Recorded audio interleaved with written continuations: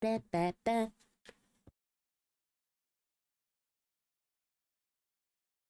Yeah, it's the same for me. Yeah, that's what I'm wondering. What's up? What's up? What's up with my follower goal meter thingy-majig fidget?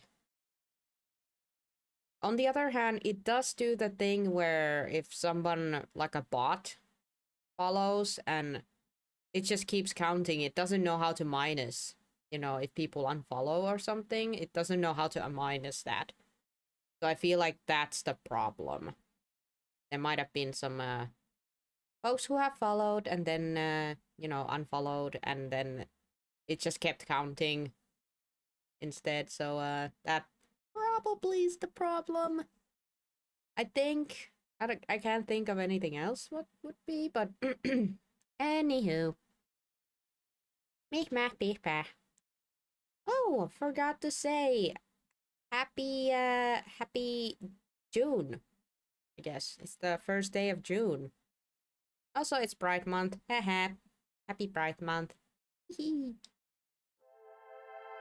Oh god, it's loud. Oh god, my ears. Hello. Okay. It's fine for you guys, but it's not for me. Locate the sword. Saucy. Saucy. Alright, we were left with a very sad scenario in here.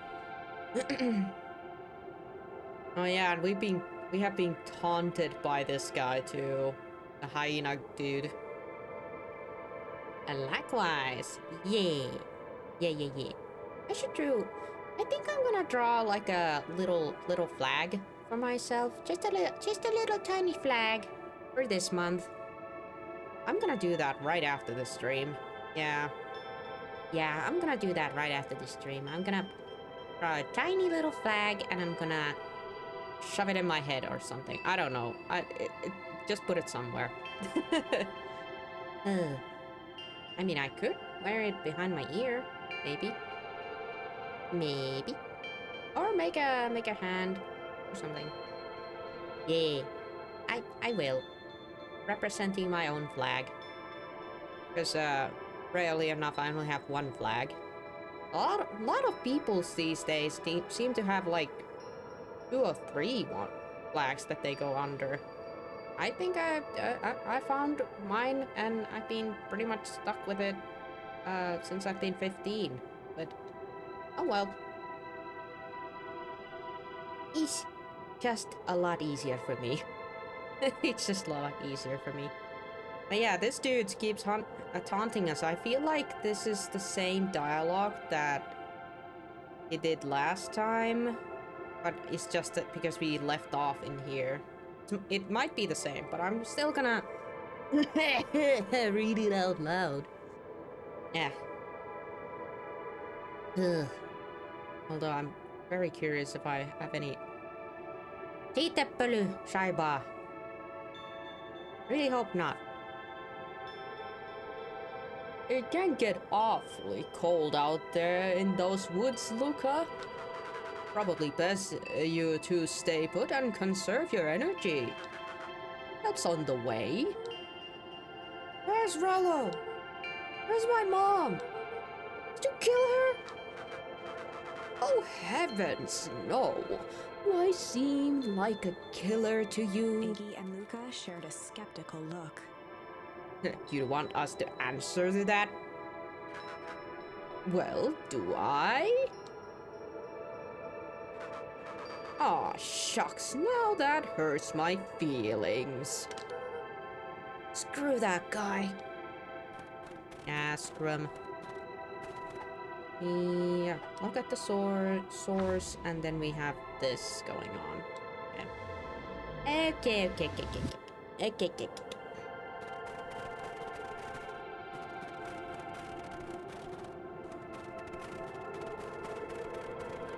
Guess we're just gonna wander around if that's it. Nope, you look like the coward that orders somebody to do it for you. Oh, that's true. He kinda does. Yeah, he kinda does. Whoa. Oh, right. We'll just toss things around.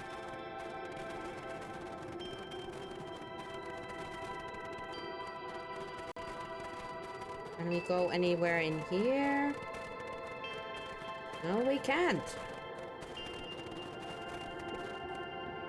A disc of smooth metal was lightly covered in snow. The pipes! 2 faint seams were visible along the surface. A manhole cover? If it is, I've never seen one like it.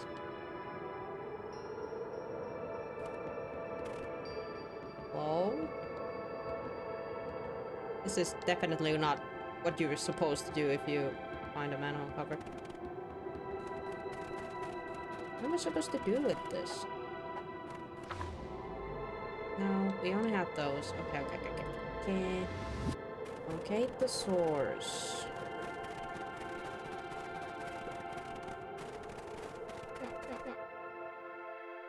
Wait a minute. If this is the original town, then that means... Iggy darted behind a large pine and began digging furiously. He emerged holding a shoebox with a crude skull painted on its lid. Ooh, Iggy's secret stash? What's that? Long story. A few years back, I came into possession of some premium grade fireworks. Not the wimpy firecracker stuff like they give to kids. The good stuff, the good shit. So, why did you bury it under a tree? That's the long part of the story. You and Rollo were doing chores at Rollo's chicken coop. And you guys pissed me off for some reason or another. Luca rolled his eyes with realization. No, you didn't. Iggy stifled a chuckle. Yeah. I just wanted to give you guys a little scare. But like I said, these were some primo fireworks. So I might have underestimated things. You blew up the chicken coop? I prefer to think of it as an incinerated reconstruction. Sorry, but you should have seen the look on your faces. Rollo got grounded for months. Which is why I needed to stash the evidence and lay low. So I buried it under that tree. But when I came back for them later, they were gone. I figured some grown-ups found them and tossed them. Iggy triumphantly raised the shoebox. The case of the flaming chicken coop? Yep. Man, this little doofus. Turns out it wasn't the fireworks that got moved. It was us. Unbelievable. I mean, good find. What am I gonna do? Do you think this is a game? Newsflash, boyo. You're not a hero. You're a little brat who is in way over his head. A hero is just someone who refuses to give up. Comics these days are rotting children's brains. Everyone thinks they're a spaceman superhero. I was always partial on to Hank Atomic myself. Is that so? Do you really think you have chance against us? You have no idea how powerful we are. Prepare for blast off, loser. Bang! Luca being sassy. Sassy little dear boy. Oh my god.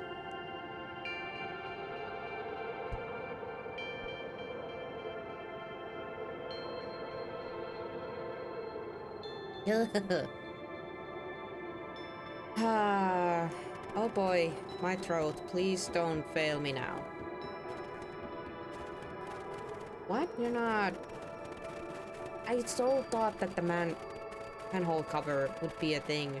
I guess it's not.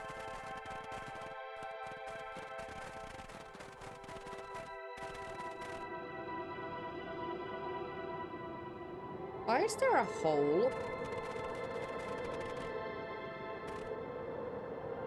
Oh, did they have to like... What's up with this hole? Luca and Iggy inched up to the edge of the hole with bewilderment in their eyes. Arctic air breathed out of the cavern in heaving gusts. Echo! Echo! Echo! Echo! Oh, I can see why they wanted to move us all out of the town now. But why would they dig a giant hole? I think this is it. This is the source? It's a dang hole. How do we smash a hole?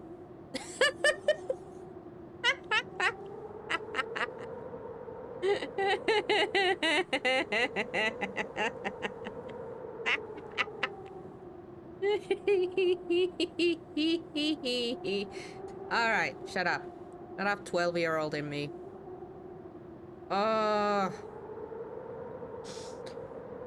Woo. Okay. Oh, Scheichendalis, we are found. Oh, it's much more than that. My annoying little friend. There's Rollo. I wasn't lying before. He's safe. Well, safer than you two at least. Drats, it's cold. You just had to drag me all the way out here, didn't you? Mr. Kerr gazed down the abyss in contemplation. It really is something, isn't it? What did you do to our town? What is all this? Well, that's a doozy of a question. This is the source, where they collect the unrefined, Kerr scratched the back of his head. Honestly, boys, I don't understand any of this well enough to explain it. Fact of the matter is, I am not paid to know. What do you mean you don't know? And you in charge? Oh heavens, no. My role is merely to flash a winning smile and manage variations. Complications. Complications like us? You're a smart boy. His face contorted into a saccharine grin. It really is nothing personal. I have a really bad feeling about this. Are we gonna be pushed into the hole? Some people are destined to strive for greatness, and others are simply obstacles along the way. Seems like you were destined to be a creepy lackey. The point is that we all play our part in life. Mine just happens to be a lead in the role of a lifetime. And you happen to be extras ready for your curtain call. You aren't giving up without a fight. Your smile is not gonna be a winning after we're done with you. Now, boys, there's no need for melodrama. It makes even a professional such as myself embarrassed for you. How about we show Mr. Kerr the bottom of that hole? I mean, it's him or us. Either way. Let's change the mood a bit. Kerr snapped his fingers. Scene change. Oh, shite. Oh, we're so gonna get pushed into the hole. There, that's better. Deal with them. Iggy turned to Luca with a sly glance. Why are you smirking? Because I have a box full of fireworks and you don't. Iggy waved the box into the air, threatening to drop it down the hole. Stop.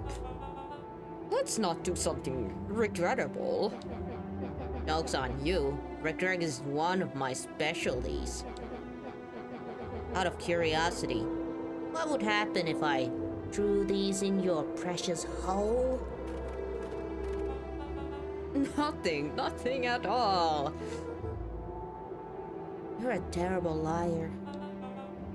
I'll have you know, I'm exceptional liar.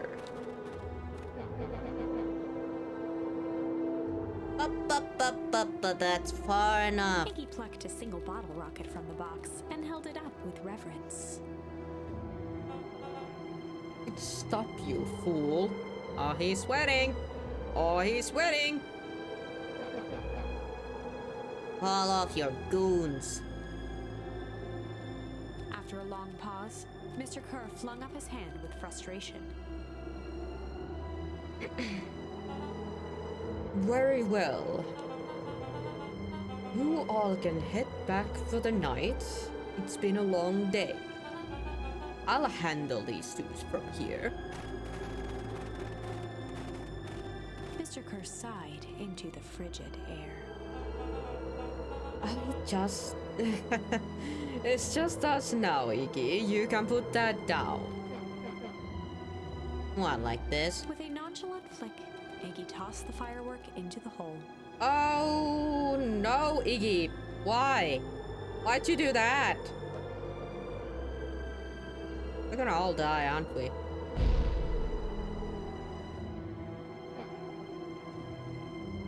Oh. Whoa. With a growl, Kerr leapt at Iggy, crashing through Luca. Uh-oh. Iggy tried to twist away, but in the struggle they both tumbled over the side. Luca dove forward, bracing Iggy's hand just before it slipped. His grip was made precarious by the cold, wet snow. He could see Kerr further down, clinging to Iggy's coat. You reckless child, what have you done? Luca, listen to me. Hold on tight and use the walkie-talkie to call them back. The channel do I use? It doesn't make a damn difference. There's always listening. If you do that, the clipboards will just hold us, snag us both. The only way to get off this is if Kerr's out of the picture. Just let go and save yourself. If he lets go, we both die. I don't want to die, but seeing the look on your face almost makes it worth it. Mr. Kerr, you've had a long life. Why don't you actually do something selfish and just let go? Mr. Kerr gasped with insult. Long life? I'll have you know I can still play 25. You should have heard me sing the part of Pilot's Young. With a wild look in his eye, Mr. Kerr began to hum a proud melody. Oh my god, please don't. I can't sing that. Pretend he's singing. Wow, can you believe this guy? Hey, we learned hum. Luca's hand began to cramp. His voice began to crack. Kerr, just let go! No can do. If you want to save your friend, you'll have to save me too. Luca, look at me. It's okay. Luca felt Iggy loosen his grasp. You aren't going to kill your friend like that, are you? Every muscle in Luca's body burned. I'm not his friend. Yes, you are. Nah, I'm just a no-good bully. Like you, Kerr. Iggy, no. Luca felt his hand slipping. And I told you what you need to do with bullies. I can't. It's your only way out of this mess.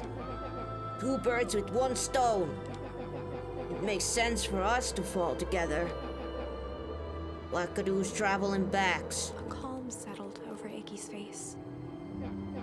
Luca, let me do this. Iggy's voice was colder than the bitter air billowing from the chasm. Let me do the right thing for once.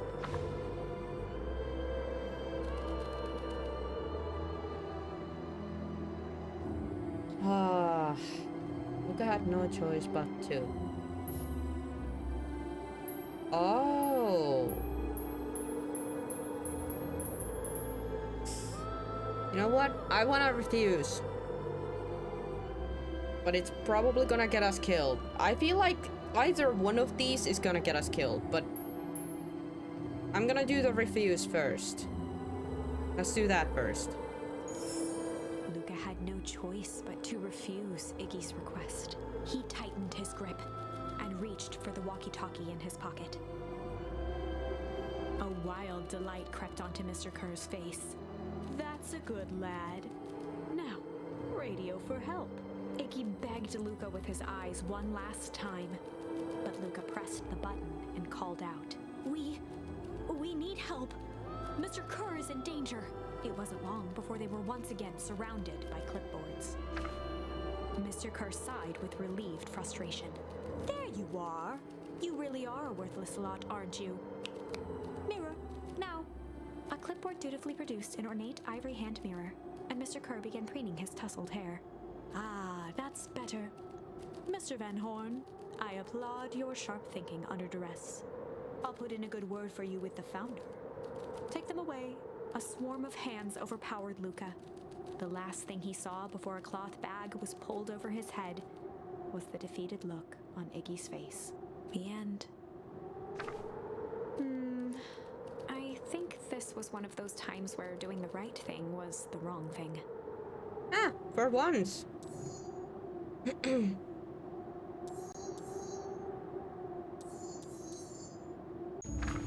Let's do then the accept. Luca had no choice but to accept Iggy's request. With a quiet blink, Luca watched a teardrop sail down into the howling void. As his fingers slowly gave up, he met eyes with Iggy. Good.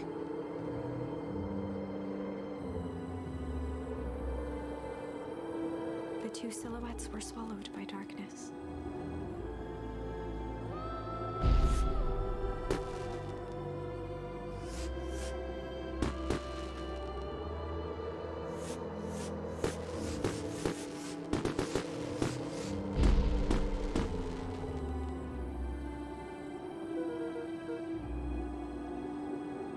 Hello, goodbye, Iggy.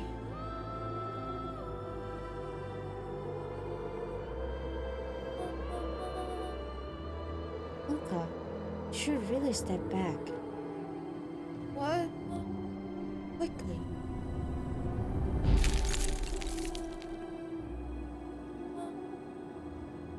Furious. Ah, but of course. Those fireworks of Iggy's must have been just the right amount of energy. We should get out of here before perennial harvest arrives. Not until you tell me what just happened. Your friend's sacrifice just saved this town. For a little while, anyway. How? Tempus ligamines is a pellicular substance. It can change the relationship between matter and time in itself. But doing so requires unfathomable energy. In a closed system, that energy can only come from these surroundings. A useful side product of this property being, by adding precisely the correct amount of energy to it, you can create a cryogenic cascade. So the gunk makes things cold and the fireworks makes the whole freeze over. That's one way to put it, yes. As dumb luck would have it, the fireworks weren't strong enough to generate a runaway reaction. I shudder to think what would have happened in that case. We have some idea what that would look like. Yep. The readers already know what would happen. Everything would freeze. It will take them a good while to break through the axis of source again. You know all of this stuff. Why haven't you been helping? I have been, in my way. Each one of us has a role to play. Yup, a big ice cube. Yep. Iggy's role, it turns out, was to buy us precious time. Mine has been to observe and wait. Wait for what? You. Me? Why? It's my role. A fierce twinkle flashed in Nat's eyes. Luca Van Horn, you are going to save the world. With Bam! a chuckle, Nat turned and walked west. Dumbfounded, Luca followed behind him, trudging through the snow. Every step taking him further away from everyone and everything he knew, and closer to destiny. To be continued in Beacon Pines, Pines Harder. Ba-dumps. Revenge served cold. Second time's a charm? I don't think that's the real ending. Wait, that's it? This ends with a crummy cliffhanger just when it was getting good? I was even starting to like Iggy. No way. I refuse to be associated with some never-ending parade of sequels. Let's go back and find something more definitive. Yeah, but at least we survived. In a way.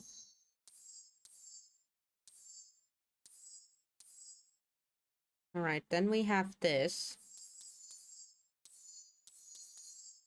The beginning guide to hostile interrogations, but this time we try the hard way.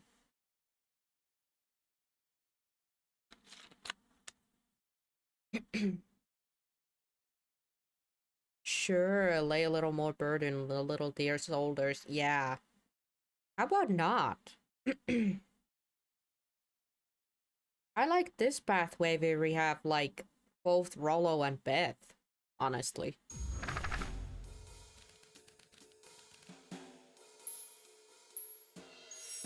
They'd run the classic good cop, hard cop interrogation.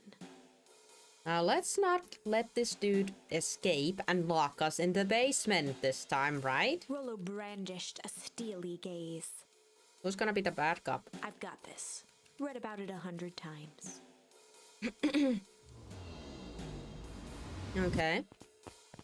Rollo swaggered past the chair which propped up the slumping Hiram Tolliver. Without even looking at his captive, he began with a long, blustery drawl. Well, well, well, Mr. Tolliver. Mr. Tolliver remained motionless. Rollo spun around to face him. He'd clearly expected to rouse Mr. Tolliver with his booming voice. Mr. Tolliver? Beck and Luca gave each other an unsure glance.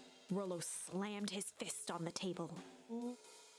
I said, Mr. Tolliver! He grabbed the table lamp and beamed it onto the unconscious face. Mr. Tolliver groaned and slowly lifted his head. He recoiled with a muddled, weary squint. Oh, what in the The world? chair wobbled as he attempted to straighten up. Who? Who's there? Mr. Tolliver could only make out rough shapes through the glaring light. With a gruff tone, Rollo hoped to both conceal his voice and intimidate. I'll be asking the questions here, punk.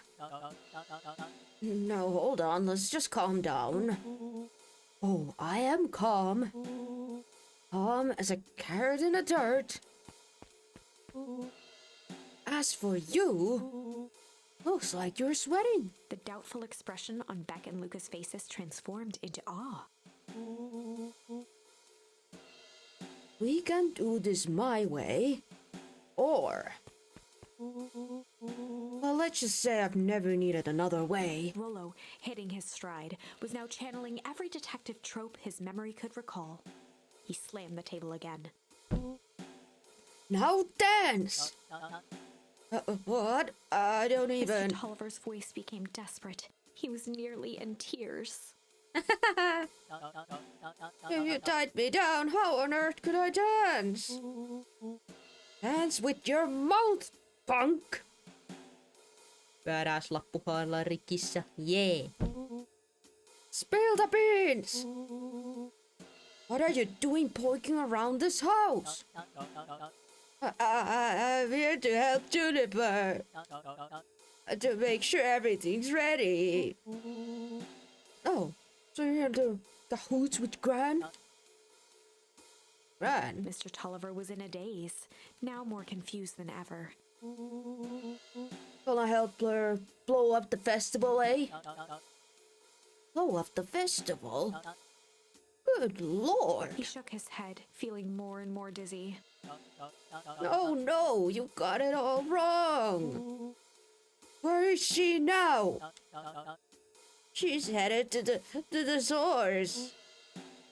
Source? What's the source?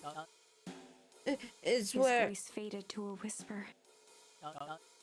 the town began. Where it all began. What is Operation Sparkplug? With that, Mr. Tolliver passed out cold. Rollo swung around with a repentant grimace. Damn, Rollo. I think you were a little too hard on him. What did he say about the source? It's where the town began? We need more information. Yeah, but we'd better not push Mr. Tolliver any further. Is there anyone else who might know more? What about History Museum?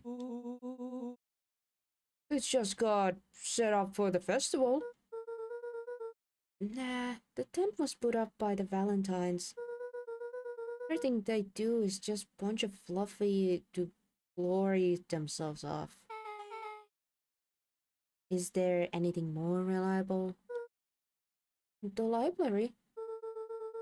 If there's any information about the source thing, Kato can help us find it. Let's go get some answers. Oh, skippity hop on doodles right to the library, I see.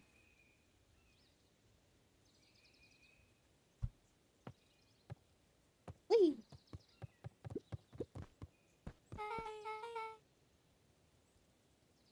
This is a dang nice library. Thanks. We work hard on it. Aren't you a little too adorable to be a librarian? Adorable! Oh, Otto hung out here so much, eventually gave him a set of keys. Just keep an eye out of the place, Mrs. Novak sometimes. They got you working for free? It's quiet and I get access to all the books I can read. What more could a person want? Money. A little bit of cash money, you know? Look, I used fast travel. Fair enough. What can I do for you all? We need a favor. I already told you, and Rollo, I can't put you any higher to the waiting list to the next Hankatomic. And if you were here with more candy, I'll have you know I can't be bought. Not in a personal code of consciousness. Confidence, consciousness, I can't remember what it said. Beep beep. Actually, we're looking to do some research. Now you're speaking my language. What are you looking for? That's the thing. We sort of don't know. What do you got on the history of the town? There's the country record archives. What's in those? Birds, dads, newspaper clippings, stuff like that. Pretty boring reading. But they do go all the way back in when the town was founded. Right, we'll start there. Chapter 8. 6 feet under, 3 towns over. The kids spent the rest of the afternoon combing through dusty piles of old county records, desperately searching for anything that could help them make sense of Mr. Tolliver's cryptic utterance. Luca tried to shake the thought of Gran's basement, but his focus wavered. Explosives, messages hidden in jam, dossiers on various town figures, and a corkboard threaded with photos. Gran was the only family he had left. He still couldn't bring himself to believe the worst. But the old map with the symbol of explosives in town square made that difficult. As the sun began to set, the kids were no closer to the truth.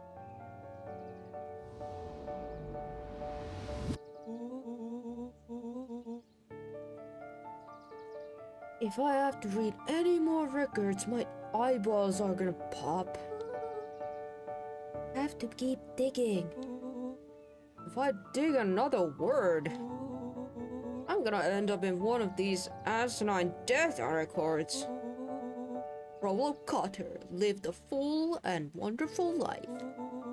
Till he read so much boring crud that his brain oozed out from his ears. Rollo shut his book with an assertive nod. If you got a better idea, spit it out. You sound like my sister. Keep pushing your luck, pal. And it won't be a boring country record that killed you. I'll put you in the obituary myself. Rollo muttered under his breath. You're a country record. Really? That's the best you got? But I'm done with you. You'll be a footnote in history. Just like... Beck slammed her finger down on the open page before glancing down to read. J. Hartford here. I'd love to see you try.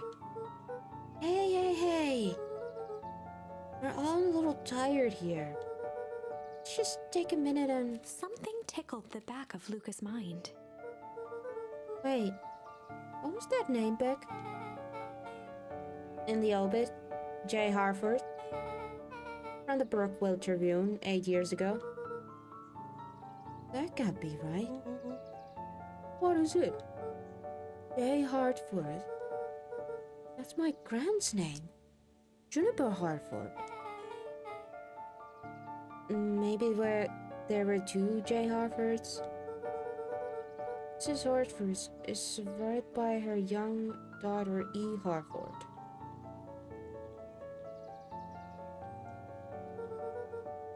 Mom's name is Eleanor. Okay, this is getting creepy.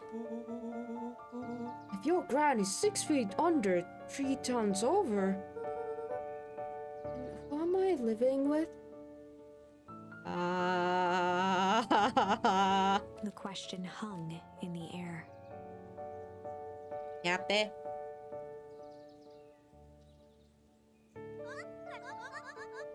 All right, Ken. I gotta close up for the night. Beck rubbed her eyes. How late is it? Almost 10. Oh crap, Pa's gonna kill me. I gotta go. Yeah, my parents will be worried sick. Okay, let's meet up as early as we can at the festival tomorrow. What are you gonna do about the unconscious man in your basement? I'll think of something. Dang, Luca is just gonna be like, I'll think of something. Luca's heart was pounding as he approached the house. If he was lucky, Gran, or whoever it was, hadn't gotten back yet. And of course, there was Mr. Tolliver tied up and unconscious in the basement. Dealing with him would be the first order of business. They could have just untied him when he went unconscious and then left, you know? He would have probably just waddled himself away anyways. Luca shook out his arms to calm his nerves before entering.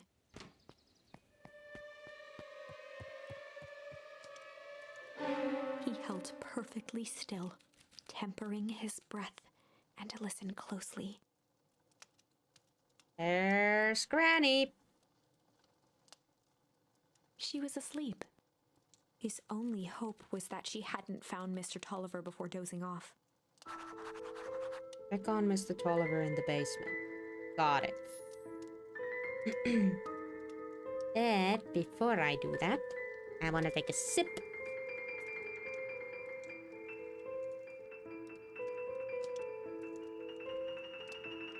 Ugh.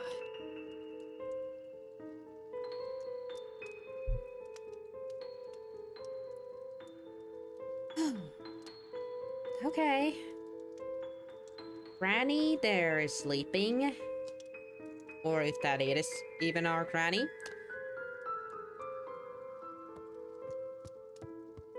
Wait.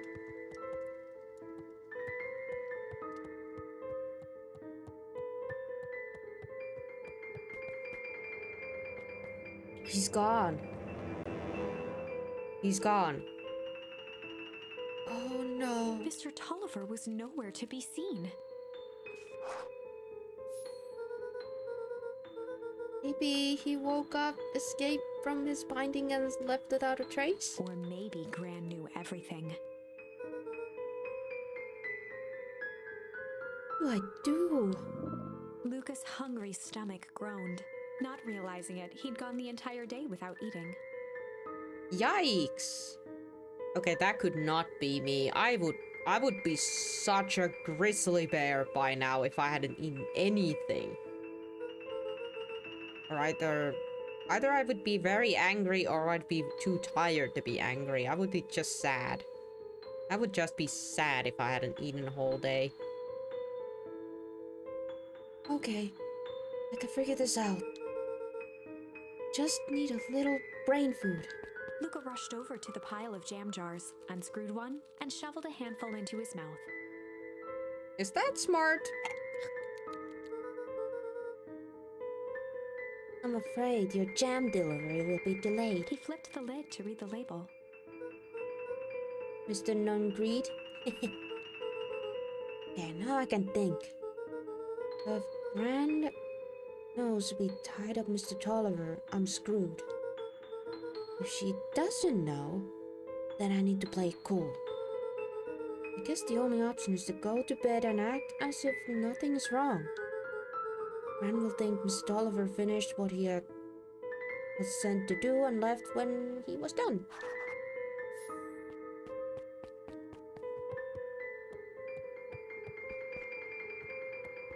Honestly, kind of wish that we could push that closet back. Oh, shit.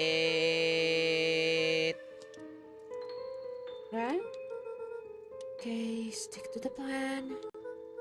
Go to bed and play it cool. As Luca climbed the final stair, the emotion of the day dragged heavily on him. With each consecutive step, his legs weakened. We have eaten a handful of jam, and I'm not even sure if it's the actual kind of jam. I'm kind of worried that it was not a, actual jam that we just downed. His stride began to falter. Uh-oh. He tried to grab for the railing to steady himself. I feel like that jam might have been drugged. Something was wrong. Legs. Just a few more steps. Luca groaned Yep. and tried to move. That was not normal jam. His limbs might as well have been bolted to the ground. Through numb lips, he mumbled just before falling asleep.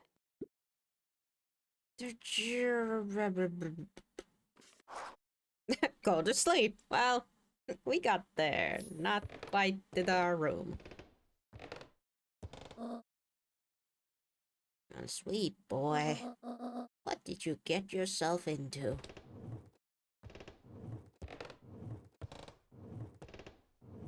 Task completed. Rest now and let me handle everything.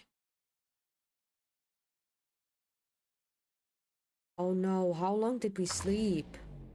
We got drugged. How Chapter long did we 9. sleep? A speech to end all speeches. Luca awoke to find himself face down in bed. Granny, were you trying to kill us when you put us face down on the bed? He moaned into his pillow. Why would Gran drug him? You kinda did that to yourself, kiddo. I'm pretty sure she didn't do anything. Besides, weren't those jams that we had to deliver to certain people?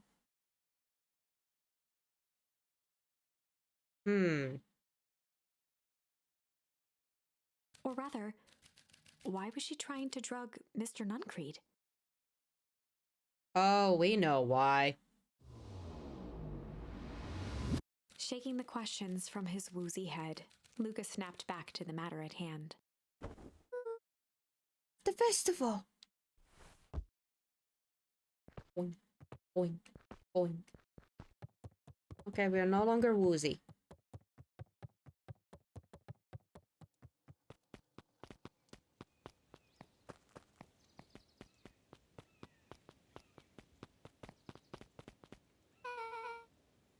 Where have you been? I can't put something in the jam. Yeah, we know. Secret message for secret conspiracy. Not this time. The one intended for the Mr. Nuncreed put me to sleep. Oh, whoa. Sly devil. Ooh, we got a new one. Sly. I think she's trying to remove him from the equation. He might be in danger. No, Luca, he is a bad person. Nah. You found anything? We looked around, but haven't seen anything odd. Your Gran is nowhere to be found. But Mr. Nuncreed is just loafing around waiting for the speech. What speech? Mayor Gus just got up to the podium. Everyone's gathered at the stage. Let's get him moving. No, wait. Nuncreed is the... Augustus Valentine now. nervously wiped his brow. You know, the dude who literally, grabbed us in that one ending. Grabbed us from the shoulder. Is this? Hello, big combines. I'm, Augustus Valentine, your mayor, and, suppose you already know that. Oh yes, before we get started. Is Nuncreed the founder? I don't know. He doesn't seem that smart. You know, he doesn't seem that smart. Either we have actually met the founder, or we have not even met the founder yet. Either way. I just wanted to take a moment to recognize, someone who wouldn't be here today. This town wouldn't be where it is today without my father, Sharper Valentine. I thought we could begin with a round of applause, befitting such a great man.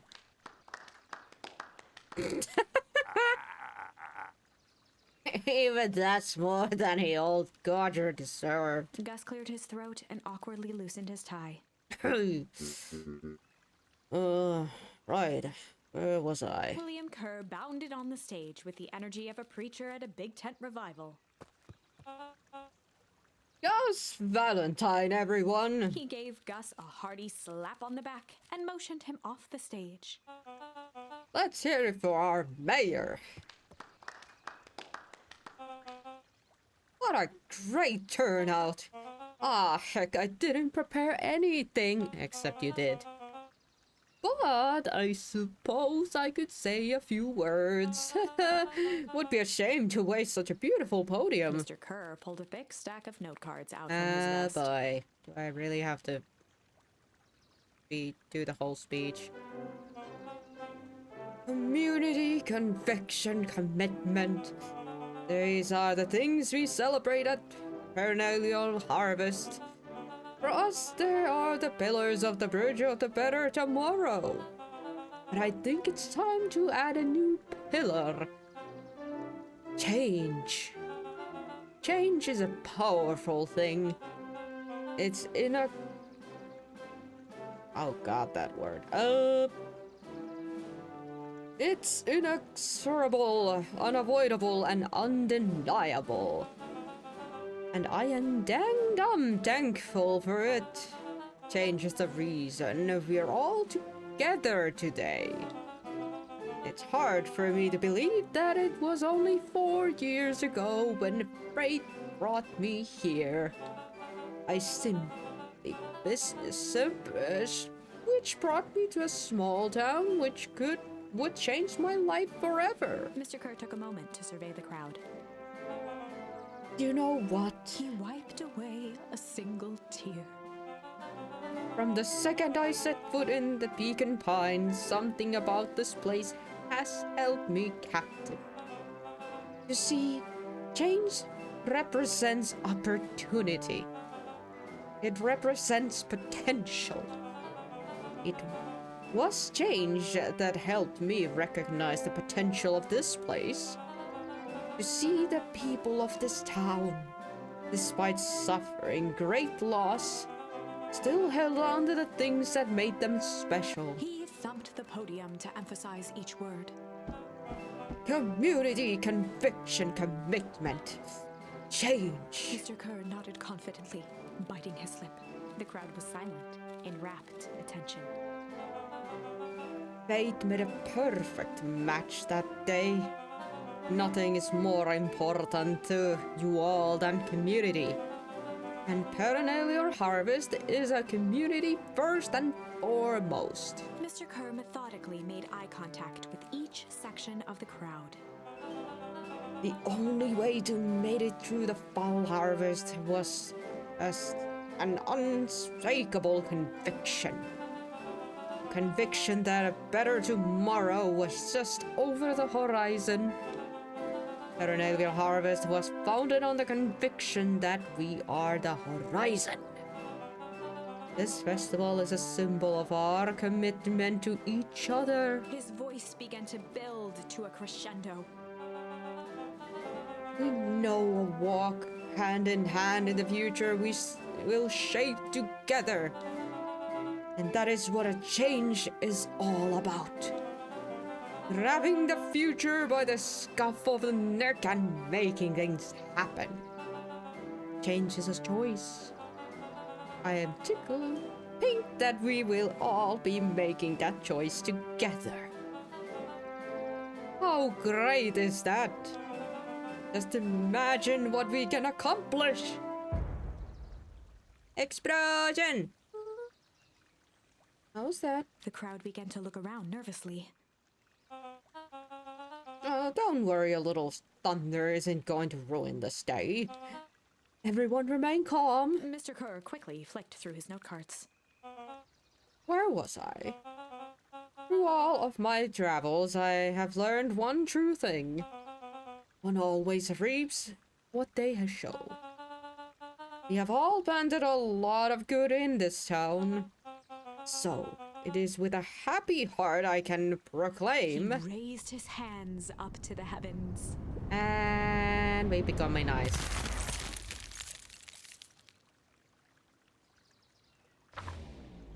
And we're dead. At that moment, a merciless wall of impossibly cold air ripped through the crowd, instantly freezing everyone and everything it touched.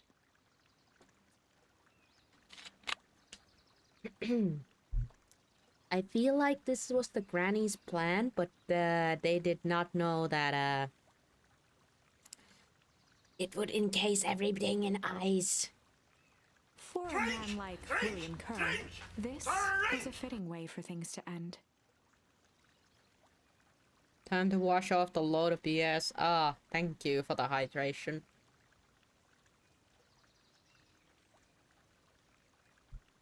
On a stage, with an entire town frozen in rapt attention for the rest of time. The end. There's that ice again! Whenever I think we're getting close, it comes along and ruins everything! I like that the narrator is getting fed up with it too. Maybe we should just quit? Maybe you should just close the book, walk away, and never think of me again. Don't say that. We'll find a happy ending. No, I don't mean that. Good to know. We got a little closer this time. We just need to try again. We need to stop Granny. Please.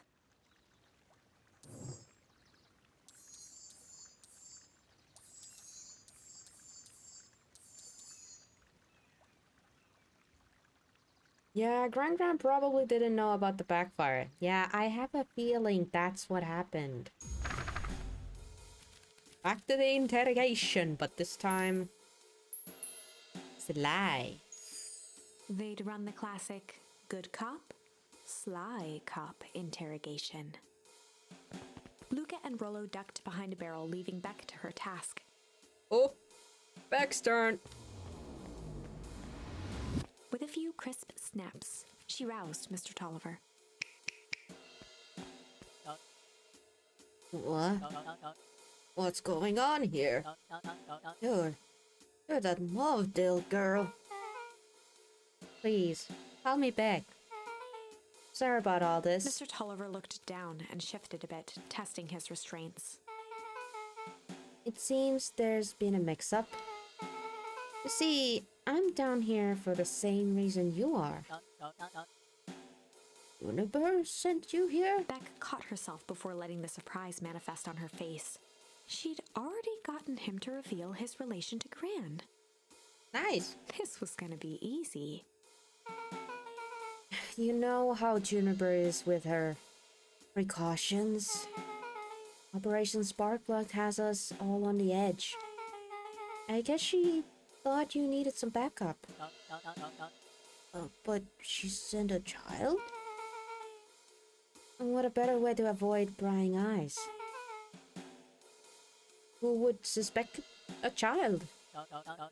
I suppose that makes sense. Mr. Tolliver wriggled a bit in his restraints. Oh, I'm so sorry. Beck quickly removed the ropes. That had to be uncomfortable. A little, yeah. But you understand.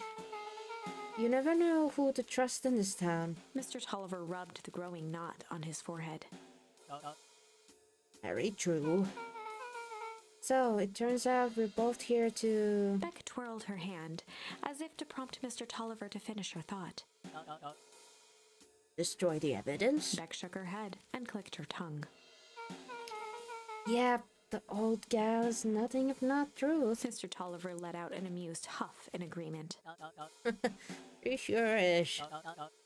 Can't blame her, though. If anyone were to find out that we're going to destroy the source, well, we both know how bad that might be. No one will know anything once I finish cleaning things up out down here. Beck was on a roll now, playing Mr. Tolliver like a fiddle. You're sure you can finish this up on your own? Juniper trusted me for a reason. You can leave the rest to me.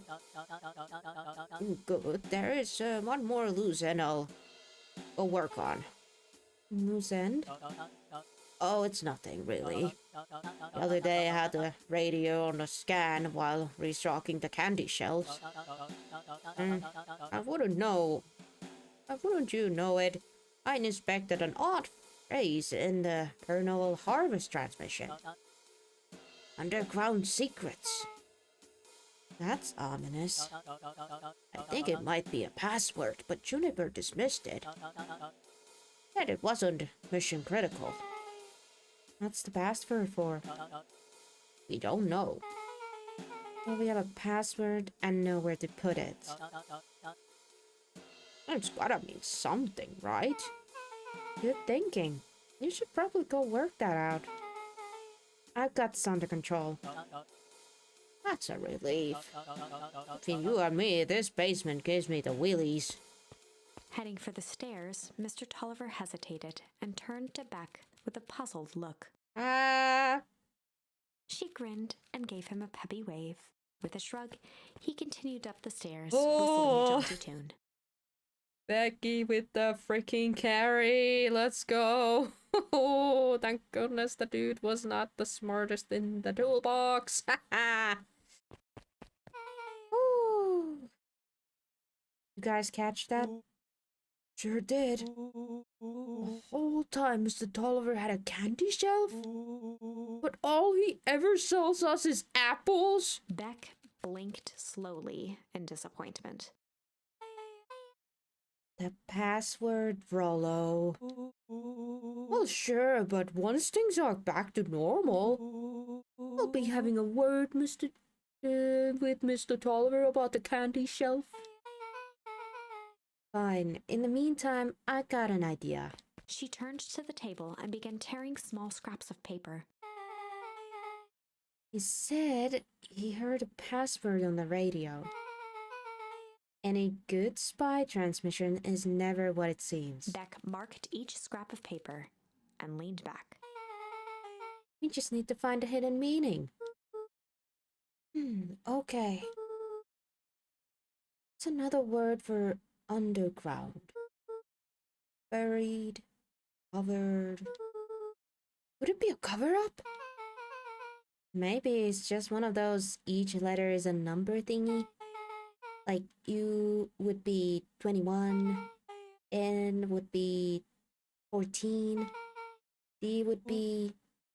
Oh! It's an anagram! Young Greed's dog store! Luca and Beck looked at Rollo with amazement. Dang! Good job, Rollo. Rollo, that's incredible. Well, it's either that or a great nude rock store. Let's hope it's the previous one. Yeah, I think you were right the first time. Did you do that? What can I say? I like ribs. Well, I guess we know where to go next. Investigate Non-Greed's drugstore. Could we have grabbed one of those jams in the basement that was addressed to Non-Greed? No. But unfortunately, in this timeline, we do not know that about the drugging.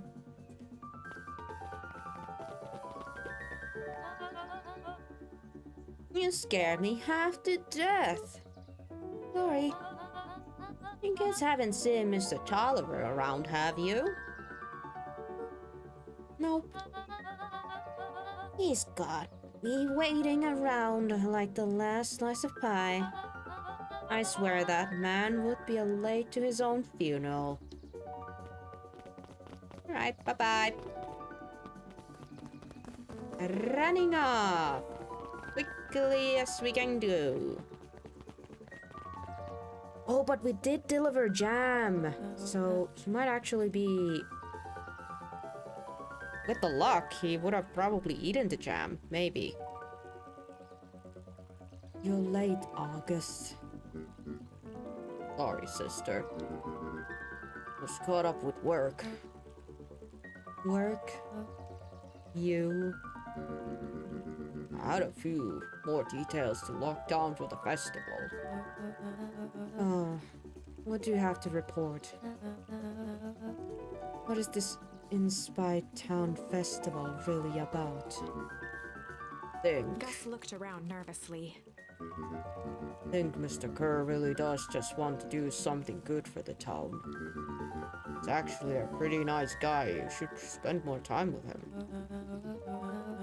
I didn't pull strings installing you as a mayor so that you could make friends. Your job is to help me figure out what Kerr and Perennial Harvest true intentions are with this town. We have a responsibility. This is our father's town. Was. Excuse me? Was our father's town.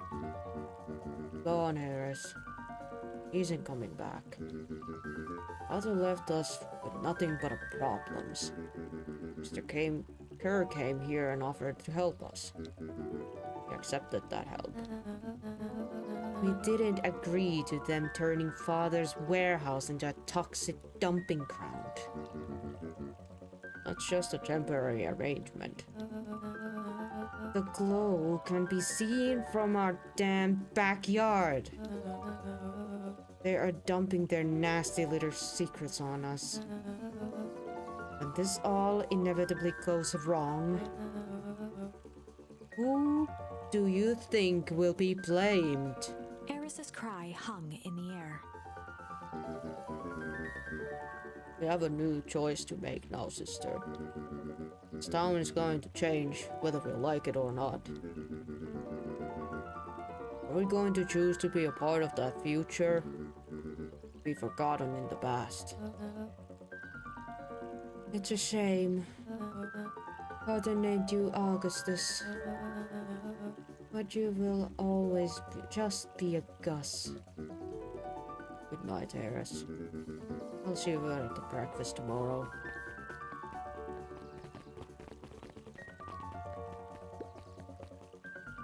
It's getting late, children.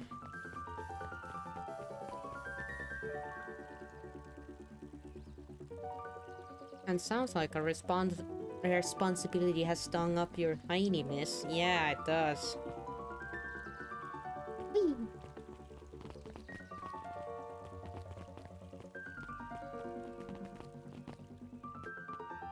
Wait, actually, the diner is open. Never mind, it's not open.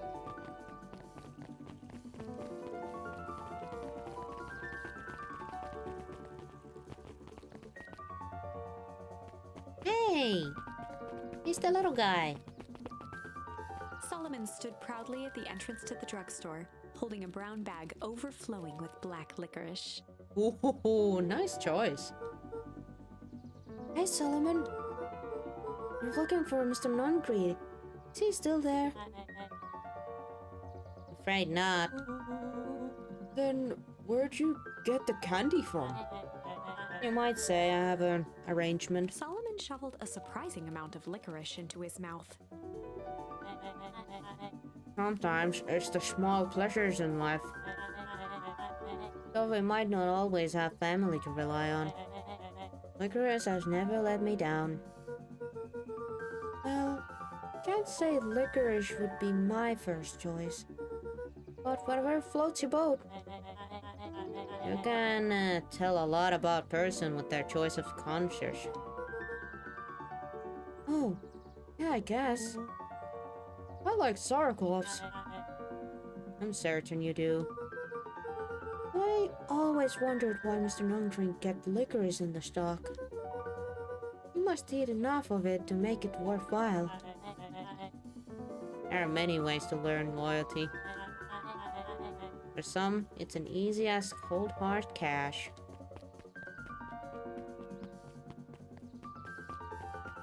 I like Solomon. Well, he's right. It's locked. Crash the window. There's gotta be more clues. Okay, let's see.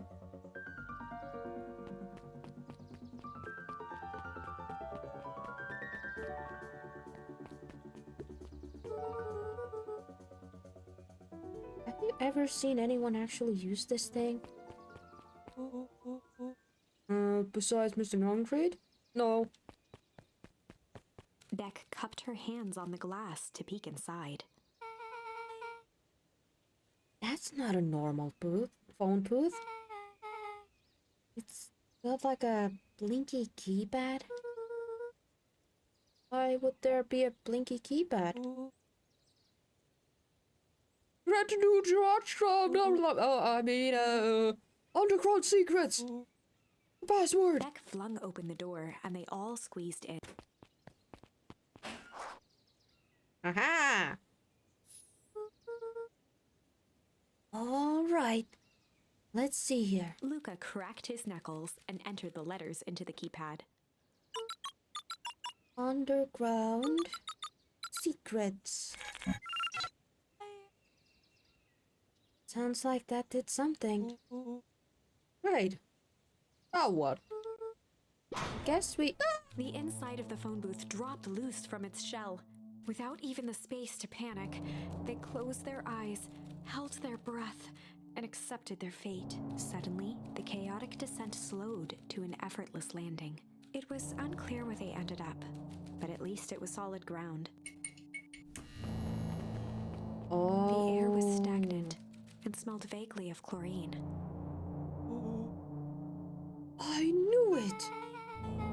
You knew that there was a secret hub full of strange tubes under the phone booth? Of course I did. Didn't I say that? No. I definitely thought of it. Luca, do you remember when I said how cool it would be if the trans-dimensional conduct from Hank Atomic Issue 12 were real? Hello? At one point or another, you said that about every technological ever discussed in Hank Atomic. That's why I'm such a good predictor. It looks like each of these has something written on them.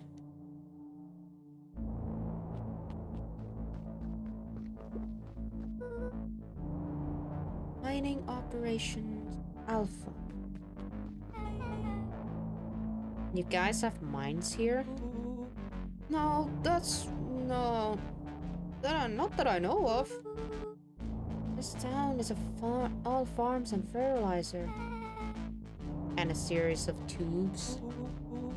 I always said you can only trust a miner up to the point when they hit a cold. Not sure how that wisdom applies in this exact situation. That's the thing about Pa. You don't always realize what he means until it's too late. Air Naval Harvest Main Office. That's where my mom works. What does she do? Science stuff. Is she involved in all of this? We just moved here. How could she be involved? True. Valentine's Fertilizer Warehouse. Isn't that where you almost got snatched? Yep. Why would Pernal Harvest have a tube going to an old Valentine's place? This is starting to feel like something big.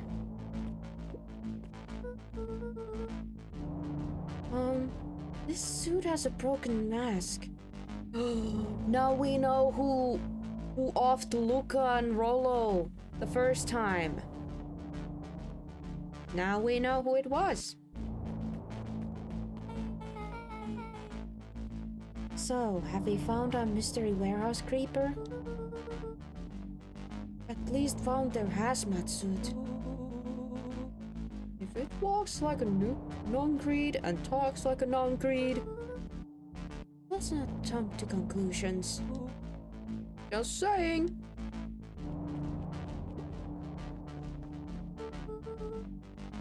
That's a lot of buttons. Stand aside, Earthlings. I've read enough Hank Atomic to know my way around sci-fi tech. Rollo's hands hovered over the field of blinking buttons.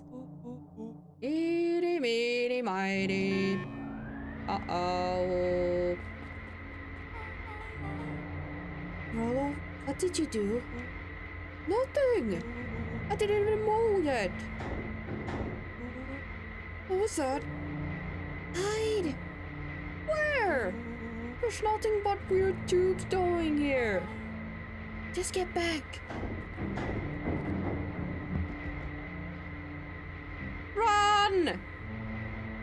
Shit.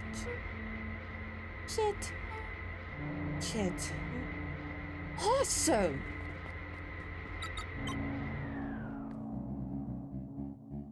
You all need to come with me now.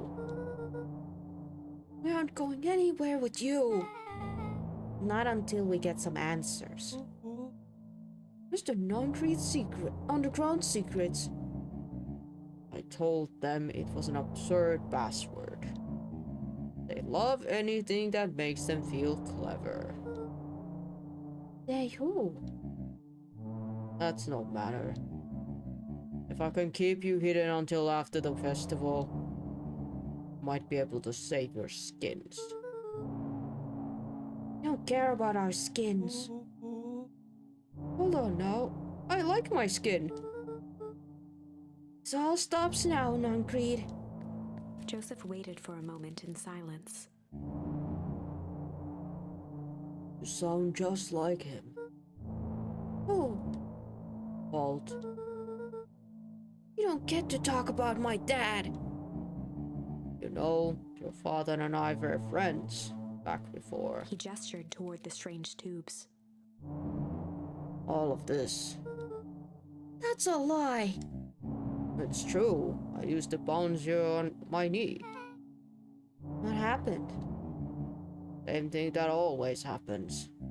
Reality, complications, life. We were a team, Walt and I. An idealistic doctor and a bright-eyed paramedic. Both hell-bent on helping folks. So, you were his sidekick? No. We're partners. Helped the patients and I helped him. Yep, totally a sidekick. Nuncreed let out a growl of a sigh. Look, I need you to know this. I need someone to know this. One day, Sharper Valentine comes to us. Says he's got an opportunity. He'd found something he didn't quite understand. He was willing to pay us both handsomely to help him understand it. And my dad said no. My father and I both believed in helping people. But the thing I could never get him to understand was a lot easier to help others if you help yourself now and then. Classic sidekick into villain plotline. Walt loved being righteous about more than he loved his family. He was wrong about one thing though. But he begged me to not to take Valentine's offer. He said, Joseph, the person says yes one time to Sharper Valentine. We'll make sure they keep on saying yes to him until the day he's dead and gone. He shook his head wistfully. Sharper's long gone. Still got me saying yes. Is there a point to this sob story? Not really, no. Just an old man trying to delay what needs doing. Nuncreed took a menacing step towards the children. I tried to keep you safe. I tried to keep you and Juniper out of this. You forced my hand. Luca began to laugh. What? You really don't know. My gran isn't out of this. She's been scheming right under your nose. Juniper? Seems like she's been planning crashing the town's party. Going to disturb the festival? Why would she? The color drained from Nuncreed's face. How does she know? Apparently, she knows a lot of things. What? Let's just say this isn't the only underground layer we busted into it today. And honestly, hers is way cooler. He's got maps, explosives, and bad intentions, big man. Nuncreed grabbed Luca by the shoulders. No! His eyes were frantic. Why? Why are these kids so dumb that they don't run? You need to tell me what she's going to do right now. He doesn't understand. What is she missing with? Hurry now! She's in danger, boy! I I don't know. He had a map with a mark on a fountain in the town square. Fountain? But why would... A jolt of realization struck Mr. Nuncreed. She knows about the source. What the heck is the source? She tries to destroy the source. It could catalyze and... Dear God, she's going to freeze us all.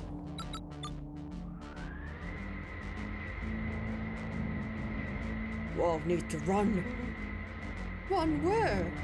Away. As far away of this town as you can get. Head west and don't look back.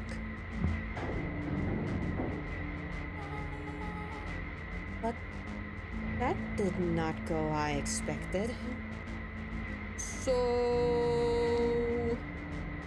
You're totally following me, right? Totally. See you on the other side!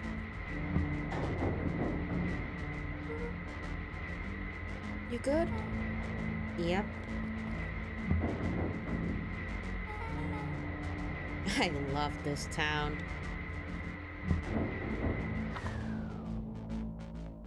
Chapter 8. The Cold, Hard Truth. Beck leapt up, allowing the suction to yank her into the dark. Dimness eclipsed around her like the shutter of a camera, as she seemed to cover great distance in mere moments. Her only points of reference were glints of upcoming turns, which approached with frightening speed, only to carom her gracefully along. She heard the tinny, distant echoes of Rollo's glee. Once she stopped fighting against it, the ride was impossibly smooth. Then, all of a sudden, as if minutes had passed in an instant, light blazed into view.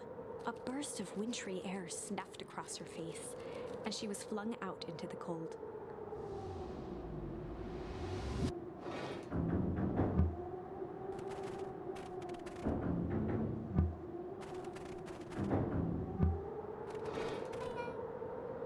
That was... intense. Yeah. I think I might barf with some fluids in there. Any idea where we are? Somewhere cold? Doesn't look like it got any of us. It didn't feel like we traveled that far. So, where did it all go? This place sucks. Why would anyone ever want to blow something up out here?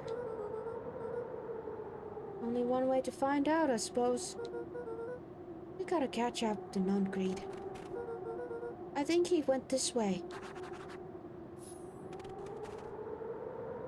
Can we go here?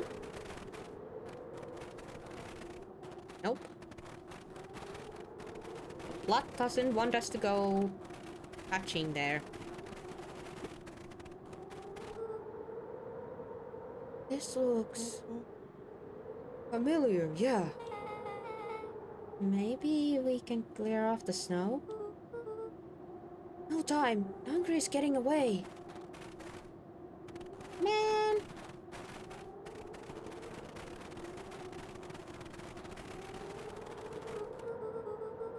Okay, this is a strange...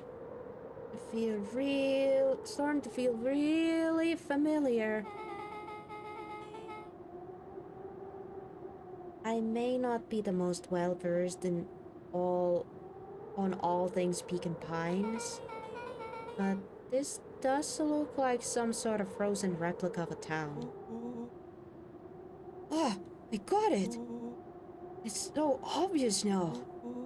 Mr. Nuncreed's an alien. Hello. Stick with me here. He's special. His species can only live in a sub-zero temperatures. Oh boy, here we go. The source is their base camp dimension, so naturally they keep it cold.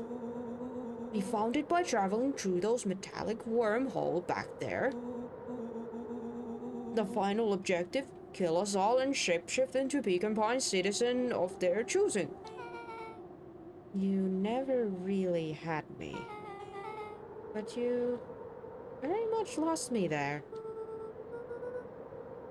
You get used to it. You should keep moving. As they rounded the corner to the frozen town square, they spotted Mr. Nuncreed inching cautiously toward a pit at its center. He held his arms out gingerly, as if approaching a beast in the wild. Okay, first of all, how come a torch? What would a torch do? Although we did have like a bag of fireworks that just blocked the sword's first time, so what can a torch do? Upon closing the distance, Luca recognized what Nuncreed was after. Gran stood confidently at the edge, one arm outstretched over the abyss. Nearby, a wheelbarrow had been emptied out. Oh. She held a lit torch, which flickered in the bitter wind. Oh, she's already tossed in the explosives, but she just now needs the fire. Juniper, I don't know what you think you're doing, but I assure you, this is not going to solve anything. You drop that, you've doomed this whole town. Oh, it wasn't me who doomed this town. I've always been watching you, Joseph. I know what you've done. You and your co-conspirations. Right? What's happening? Luca, you and your friends need to leave right this moment. Mr. Nuncreed turned back toward the kids, desperation in his eyes. Listen to your grandma, Luca. This is between me and Juniper. Rollo and Beck held steadfast in awe. Luca approached closer. Mr. Nuncreed spun back toward Gran, his voice growing louder. You got it all wrong, Juniper. Just hand over that torch. Don't understand what you're doing. How could I possibly trust you to do the right thing? Walt told me everything. He trusted you, and you betrayed that trust. Luca, did you know that this man's entire life is a lie? If it weren't for him, your father might still be alive. Mr. Nuncreed winced with anguish.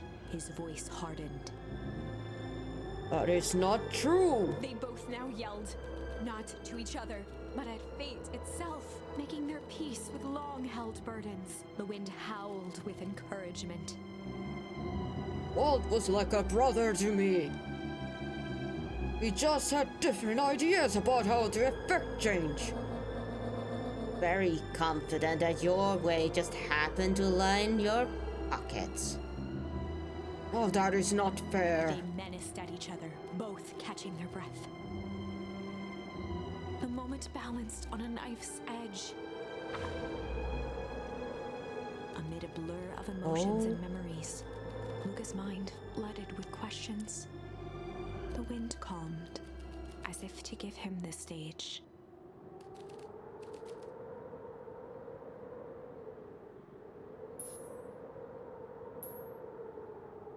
Hum or weep?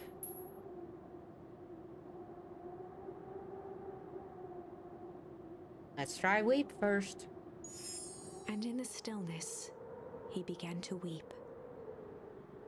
It was all just too much. Falling to his knees, Luca whimpered softly. The tears crystallized as they hit the snow. Gran stared at Luca for a moment with warm sympathy, remembering why this was all necessary. This all makes sense soon, Luca. And everything can go back to normal. I promise. She stiffened up and brandished the torch at Mr. Nuncreed. You can't hide behind those people anymore, Joseph.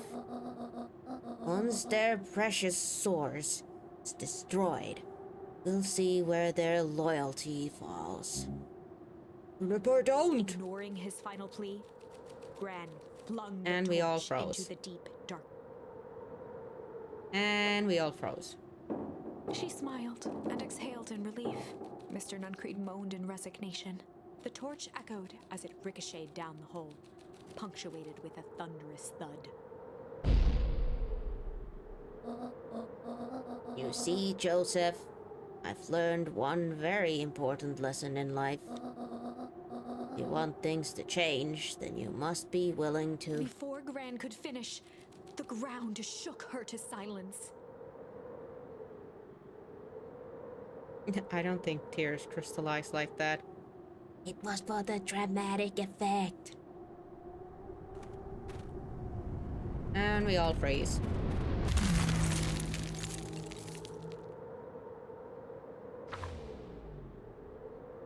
Gran only had time to spin around and run to Luca. Her attempt to shield him, an honorable but trifling act. Unflinching love, pitted against an unthinking horror, there was no contest.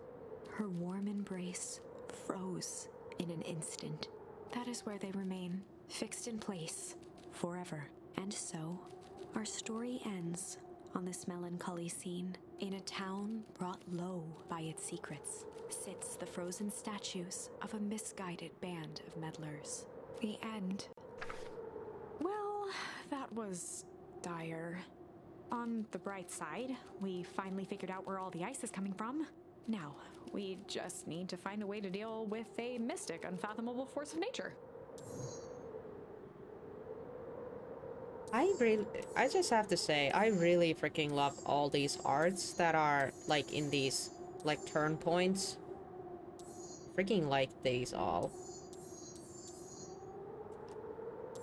Alright, I guess we can hum? Let's see what humming does. And in the stillness, he began to hum.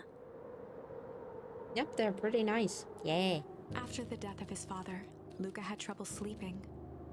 Each night, his mother would sit at the foot of his bed and hum a gentle melody.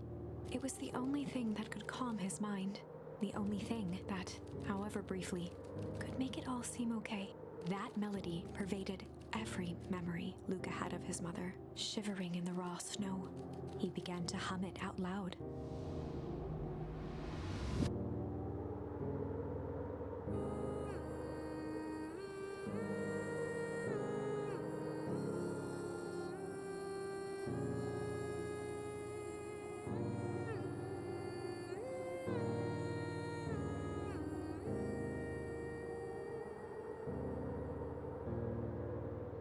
Gran lowered the torch, listening closely.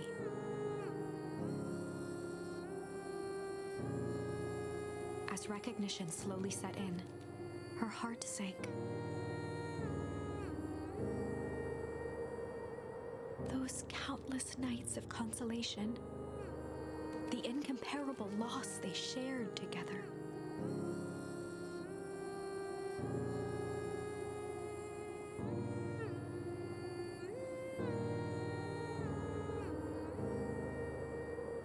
She let the torch fall to the snow and sizzle out. A few steps toward Luca was all she could bear before dropping to the snow herself.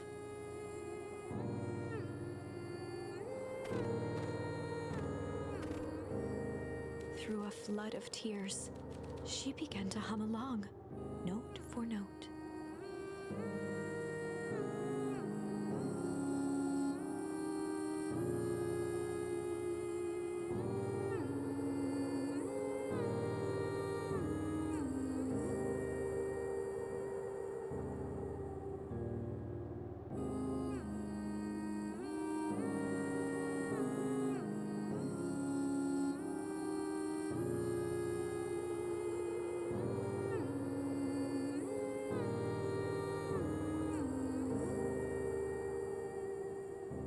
Luca lifted his head in astonishment.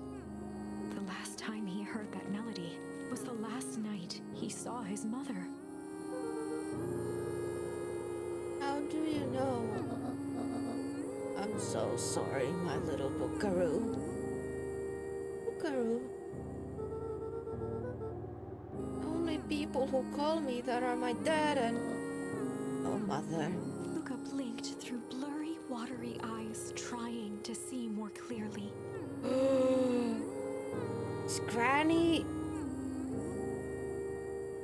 Granny's not Granny. That's Luca's mom. Well, what happened? Why does she look like super old? He could just make out the impression of a familiar face. He peered across the snowscape at the woman on her knees.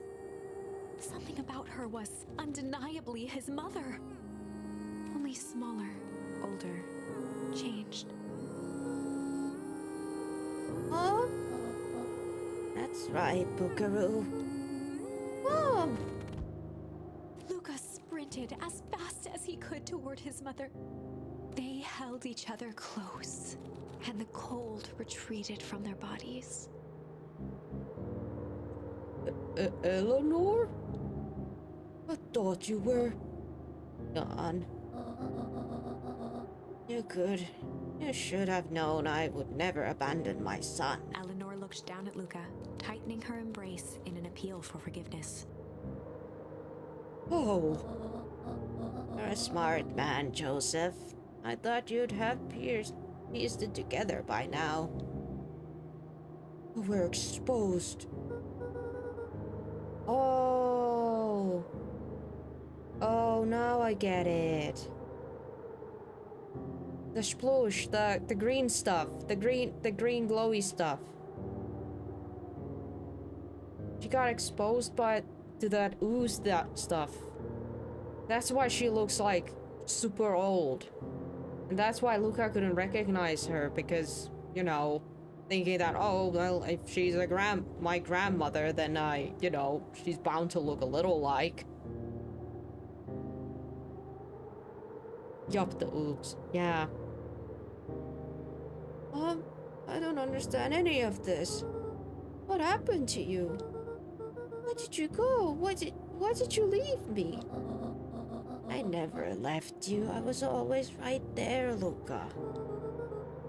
Why did you lie to me? It tore me up, Luca, but I did it to keep you safe.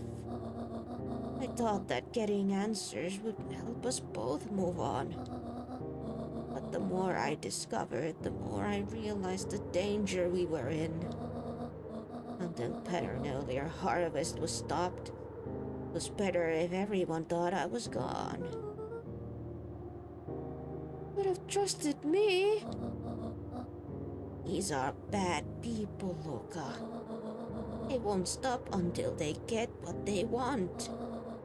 And they don't care who gets hurt in the process. Then what do we do? We have to stop them. Joseph slumped into the cold, wet snow. They can't be stopped. This is too big. I tried beating them in their own game. I'm done fighting fire with fire. For the first time in a long time, her voice felt like her own again. No more lies. I see now. There's a better way to stop perennial harvest. The cold, hard truth. Luca gazed down at Nuncreed with pity. He looked small. Joseph stared into the snow, as if searching it for answers. Come on, everyone. We've got a party to crash. The pipes!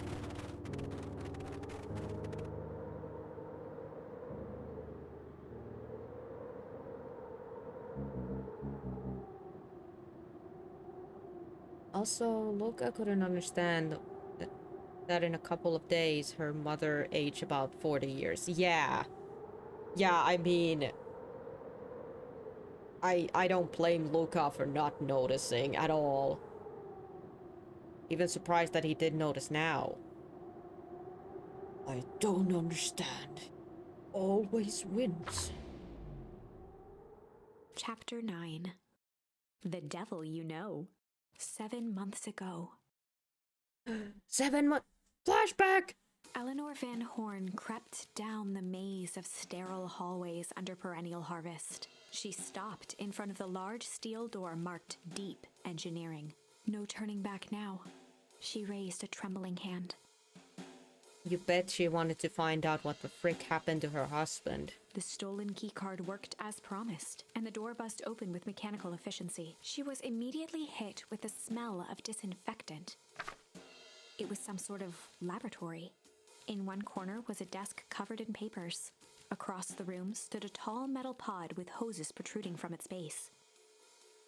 Maybe it's time for him to lose once. She rushed to the desk and began shifting through the piles of papers.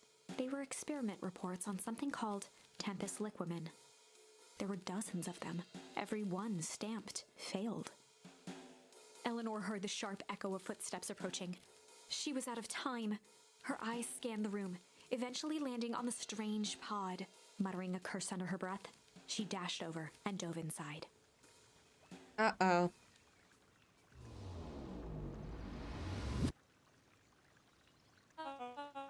And I guess we're back to present day. And that is what change is all about.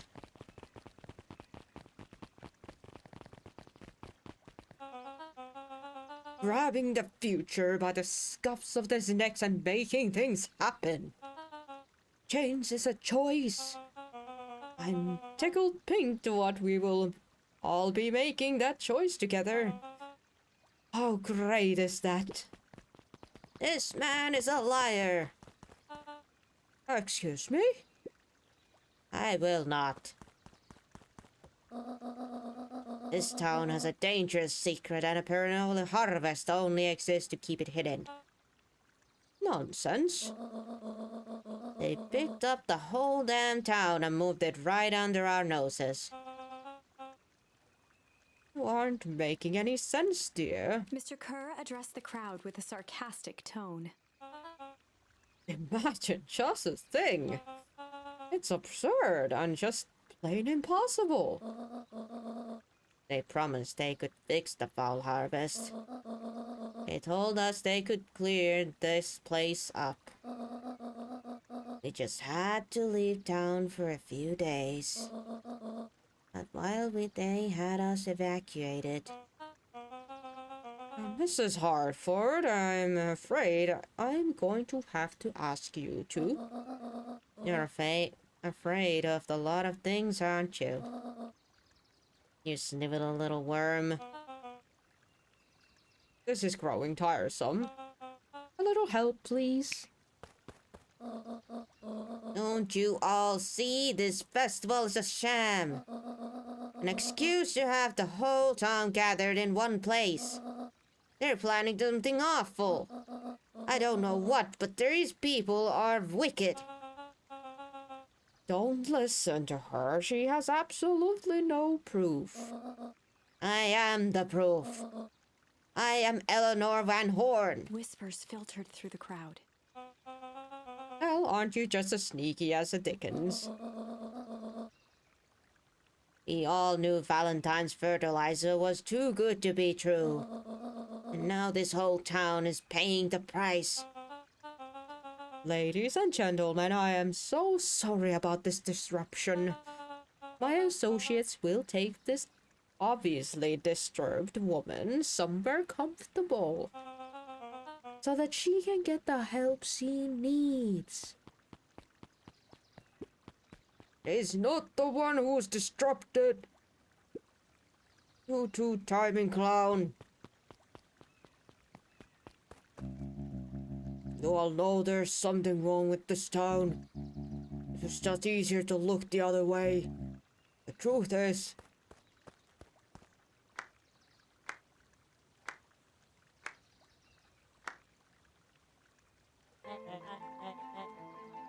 That's quite enough, Mr. Nuncreed. Torment dragged on Joseph Nuncreed's face. yo, it's Solomon.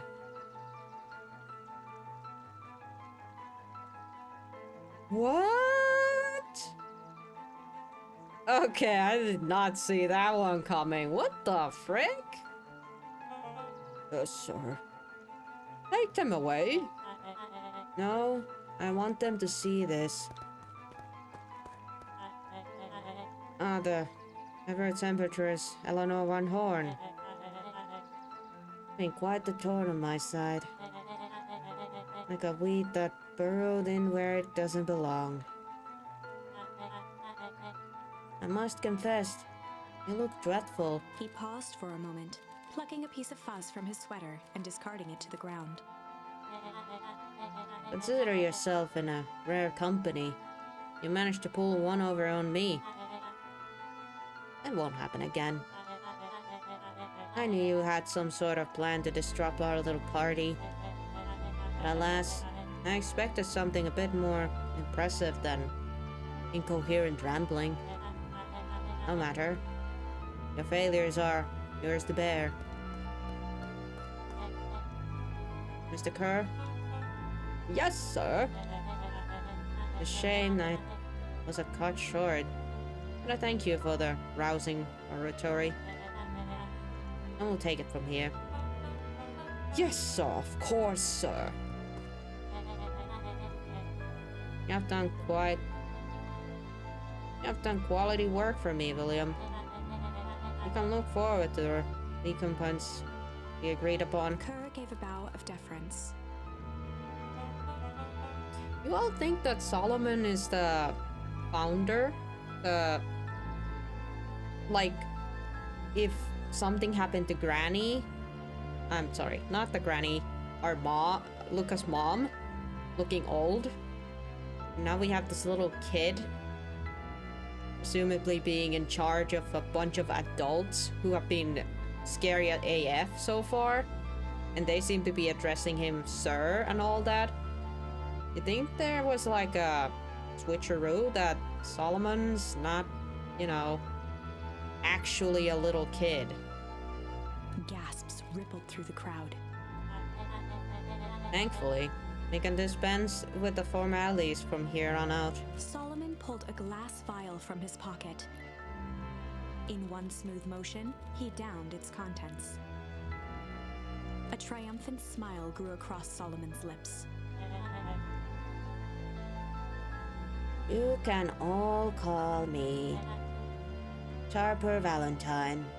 His body and face began to I contort knew it! and expand as he disappeared into a belching green mist. What's gonna happen to his clothes, though?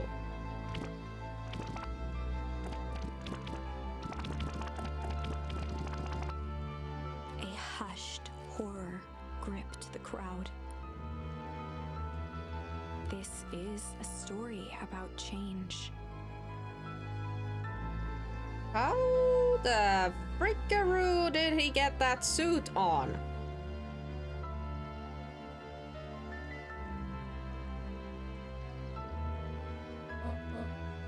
What? No! So, you didn't see that coming. Good. Sharper examined his new hands. Dang, he looking kinda dashing though. Well, this is quite the improvement. Everything looks so much smaller now. Eleanor was right about one thing. This festival was a ruse. I wanted all of you to witness my glorious return with your own eyes. Why does everyone look so downtrodden? This is a celebration, people. Maybe it would help if he set the mood. Mr. Kerr, be a dear and reveal the sign. Wow. Wonderful. Sharper choked out a crude squawk of a laugh. Maybe it was better to be covered in ice. Frustrated grumbles sprinkled through the crowd. Sharper, you malicious bastard. Malice? Ooh. I'm glad you're back so I can tell you to your face. You destroyed this town. We ain't gonna let you get away with it again. Sorry, this is not the time for audience participation. Some assistance, Mr. Kerr? William Kerr gave a subtle nod to the clipboards. You coward! Yeah! Does anyone else have something to contribute? A helpless quiet settled over the crowd. I thought so. Did you all truly believe you could be free of me? A town of complete and utter fools. You people should be celebrating my return. You're clearly lost without me. And that leads me nicely to my children. Daddy? Seriously, he calls him. You're a grown-ass man! Oh my god, okay. I gave you both the greatest gifts a parent can give. The opportunity to prove yourselves in my absence. Wondered. Say I'm disappointed would be an understatement. Would I? Silence, Augustus. An adult is speaking. I don't know which is worse. Son who is completely hopeless. Or a daughter with just a potential who inevitably lets me down. Ouch. Even Harris? Harris, you fail me with admirable consistency. Thankfully, I was counting on it this time. Father, I've been wasting time, my dear. What have you accomplished? I was focused on cementing our legacy. Legacy? Who needs a legacy when you can just live forever? But what about... It's all right, kiddo. I'm afraid you suffer from complete lack of imagination. There's just no helping it. Now then, where is Joseph? You didn't take the opportunity to slip off, did you? Ah, there he is. Everyone should give him a hand. None of this would have been possible without Joseph. Think you said enough. Nonsense. The people deserve to know how helpful and loyal you've been. I only did what I did because it left me no choice. You always had a choice, Joseph. You were simply too weak to take it. No matter. Cheer up. You're about to be rich beyond your wildest dreams. You should follow Mr. Kerr's example. When I found him, he was in a sorry state than any of you. An aging actor desperate to recapture his youth. He played his part, as soon he'll be able to play the leading man again.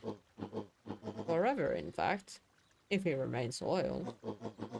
That goes for all of you. Well, those who haven't already frittered away my goodwill. Beacon Pine is mine again, and I'm willing to share its spoils in exchange for absolute loyalty.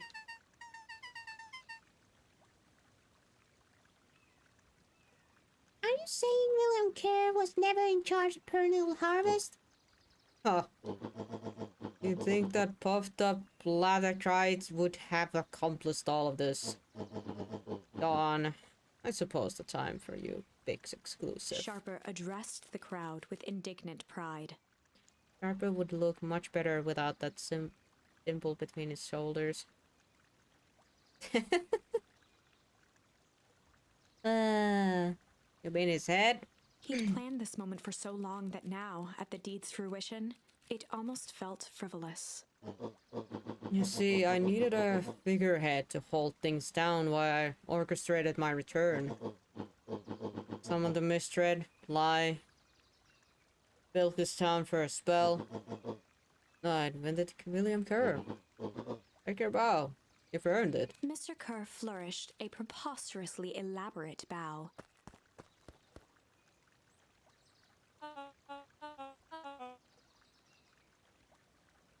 Patrick C. Montecchio, therapist extraordinaire at your service. Thespian. Drink! Drink! Drink! Thank you for the hydration. Ah. Thespian extraordinaire at your service. I said therapy, didn't I? Wow. Learn to read. Renotus, learn to read. Founder, I just want to thank you again for this opportunity. I truly was the role of a lifetime.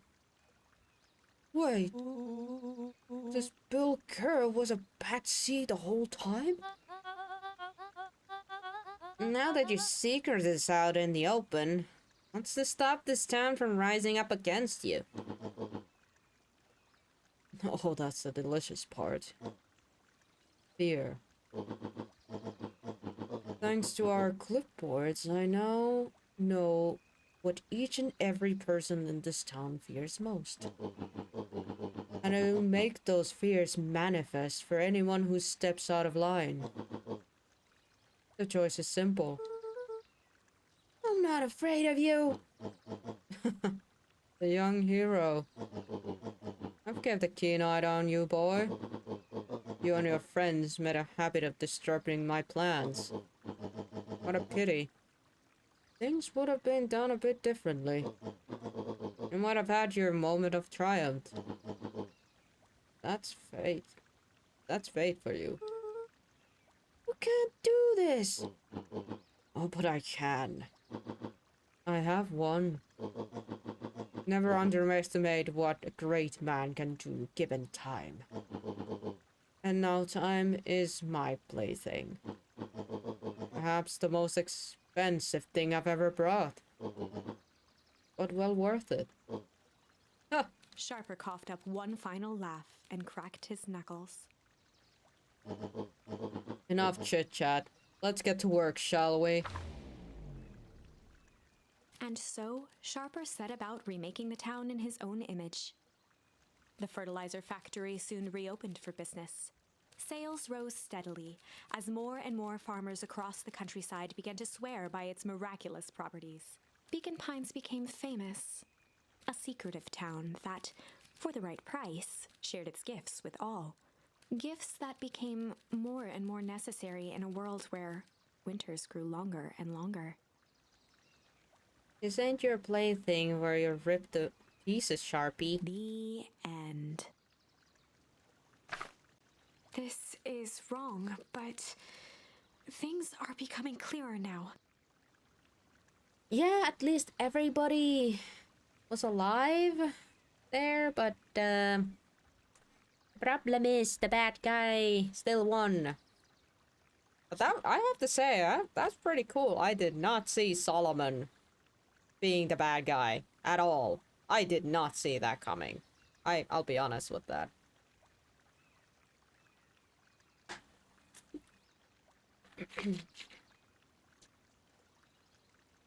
Except Walt. I mean, Walt has been dead for years. Like, what, 4 years? Was it? I don't think we get to change that. Maybe. I don't know. Maybe we can change that. Who knows how far the story is willing to go. 6. Sorry. Thank you for reminding. You can feel it, right? We can't let Sharper win. He might just be the key to this whole thing. Let's see. All right.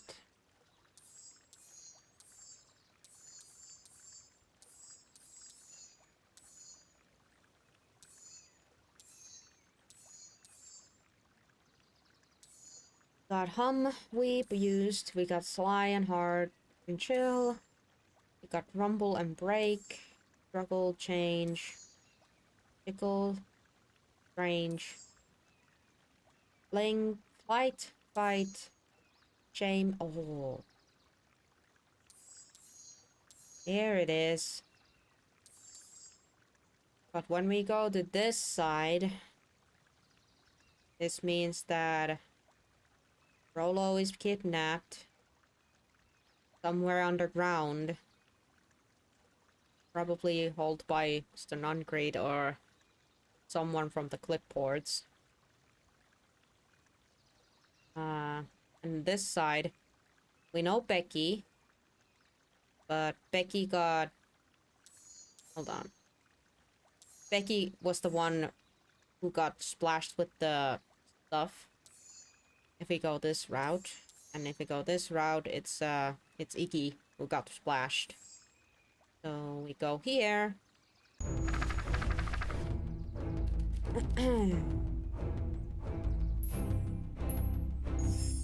There was a malice lurking behind those eyes. Now do we know to skedaddle from that situation? Like a trap ready to spring. Luca felt the weight of Nuncreed's hand on his shoulder. Something wasn't right. He didn't know why, but something was telling Luca to get out of there. Good job, boy. I just wanted this to all be over. Of course, I'm sure it will all work out soon enough. I should get going. I told Roxy I'd check for Rolo at the treehouse. Luca twisted free of Nuncreed's grasp. Well, of course. Okay. You know your dad and I were good friends back in the day. You can come to me with anything. Anything at all. Piss off, dude. Piss off. Run, kid, run! Oh, look at that. Look at that.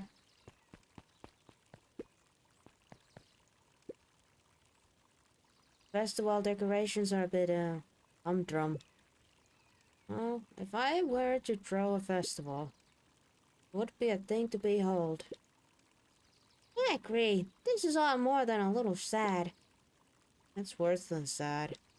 It's boring. What if we did a little something to spice things up? I'm listening. Know that festival sign waiting up to be unveiled? Would be a shame if someone... The two scurried off, eagerly formulating a plan.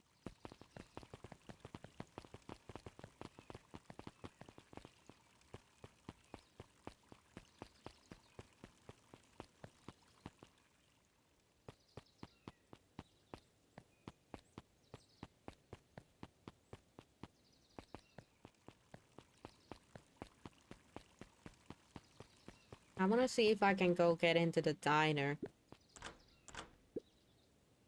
Mr. Mrs.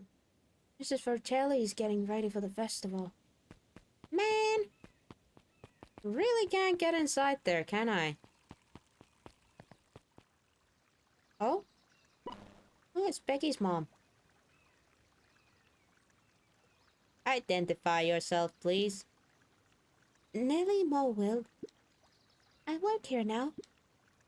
And I'm unable to locate you on your... I am unable to locate you on our staff roll. No, I don't officially start until tomorrow. Mr. Kern, I said I could come in early tonight to get a few things done. Hold, please. Clearance authorized.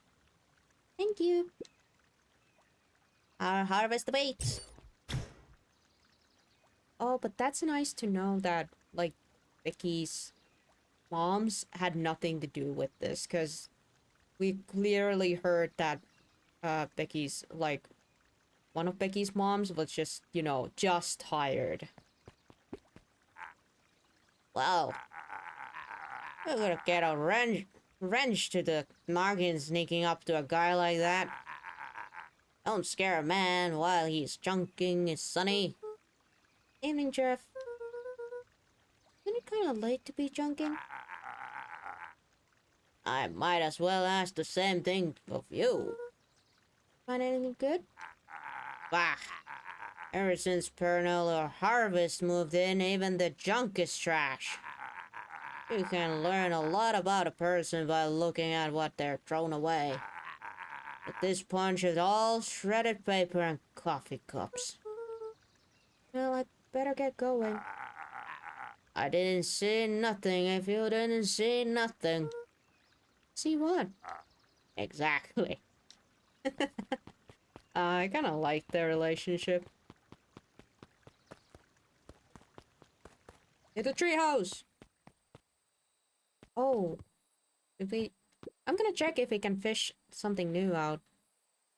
Hey, Justin, have you seen Rollo come this way by any chance? Rat not. It's exclusive after fishes in their entire pond. Oh, what am I doing? Rollo is not gonna be at the tree house because he's kidnapped. Oh dear. Dang. Luca gently good for I'm just gonna have to. Oh wait, I can fail this.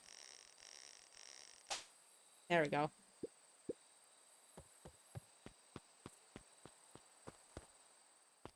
Nothing new there.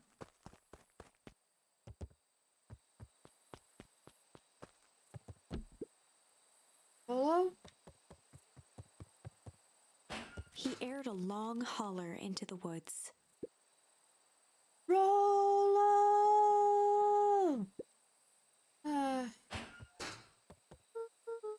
Rollo, where are you? I hope you're okay. Luca felt his eyes getting heavy and plopped into the beanbag. He conceded to its lumpy embrace.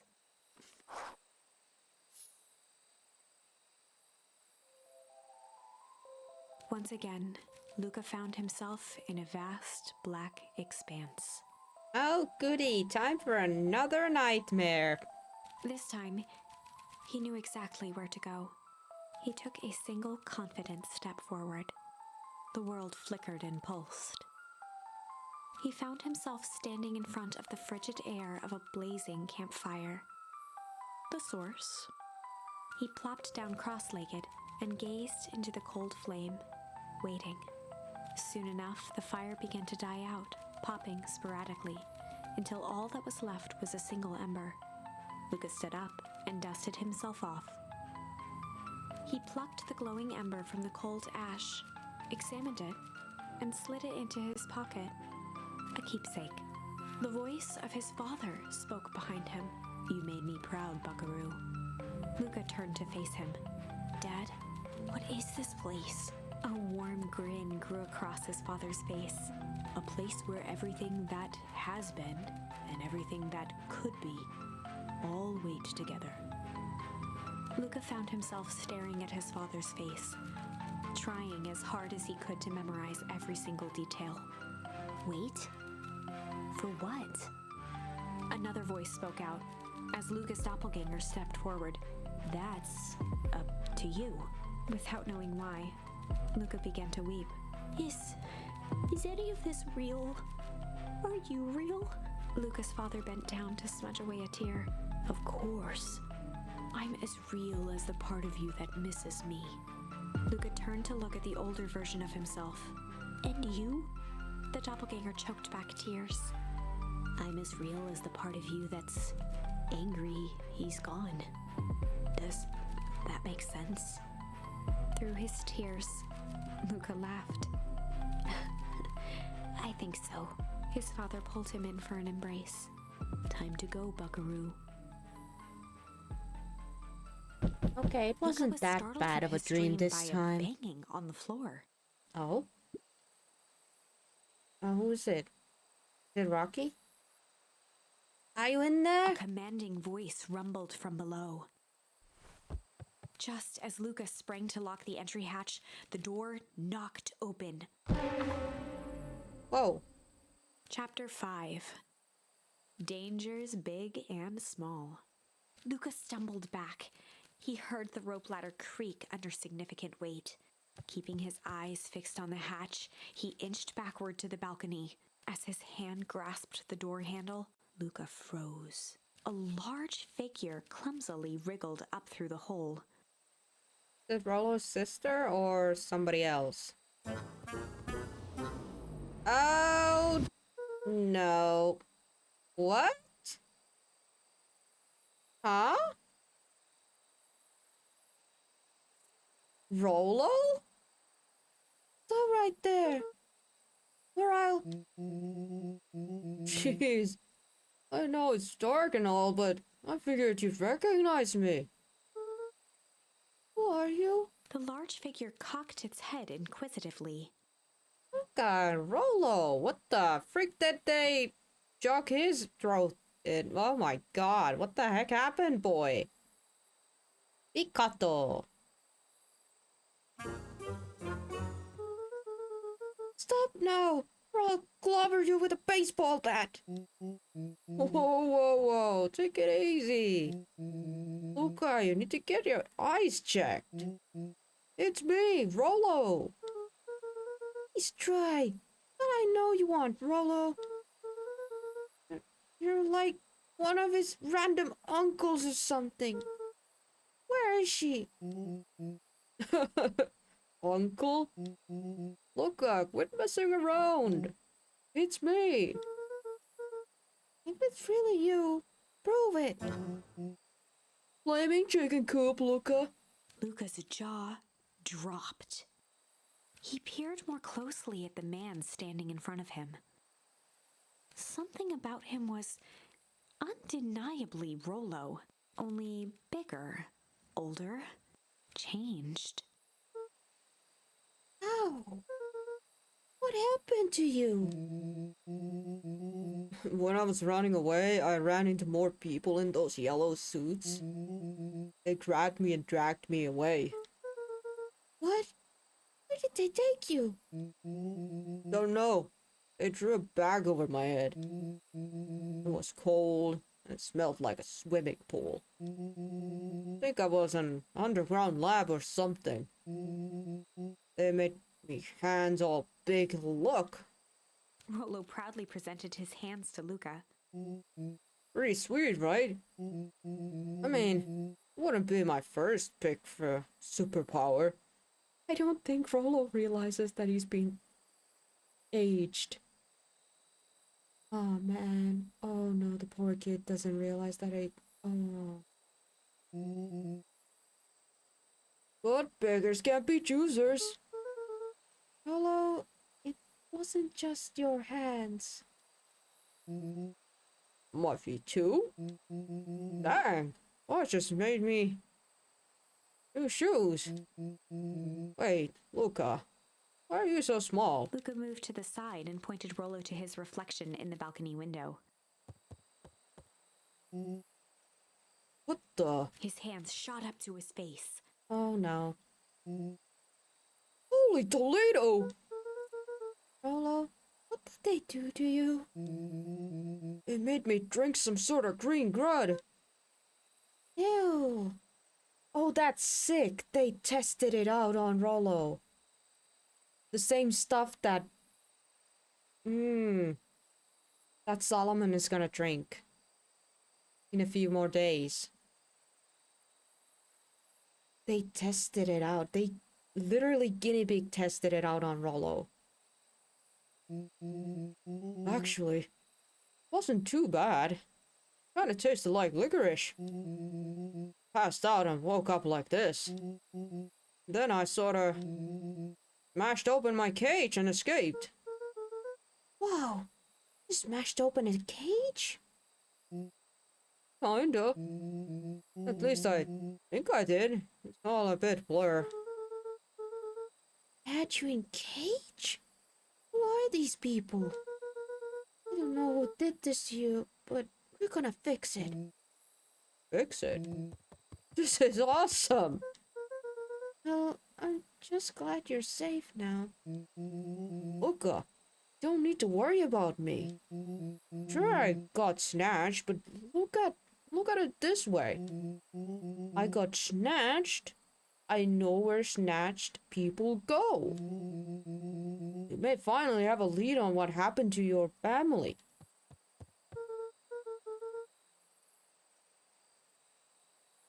Well, when you have a lion slash tiger power, I mean. I feel like it just got way too big for the cage, or maybe the cage wasn't, made like solid iron or something. Maybe you're right. This all seems dangerous. Danger. Oh, Rollo shadowboxed a few jabs. I'll take 'em all on. Hi. Oh, Beth has a cute beanie. Oh, and the hair is blue. But the beanie looks so cute. Man. Okay, note to self. For winter, I want a beanie too. I want a beanie. Yeah. I make winter clothes for myself and have a beanie on my head. Yeah. Hey, fellas. What's up? With a yelp, Rollo dove behind Luca. Ah! Take over! Ow. Ipapan. Did I come at a bad time? Who the heck are you? This is Beck. Sorry, something truly bizarre just happened and I need help. I didn't know where else to go. So you're just hanging out here with your large adult friend?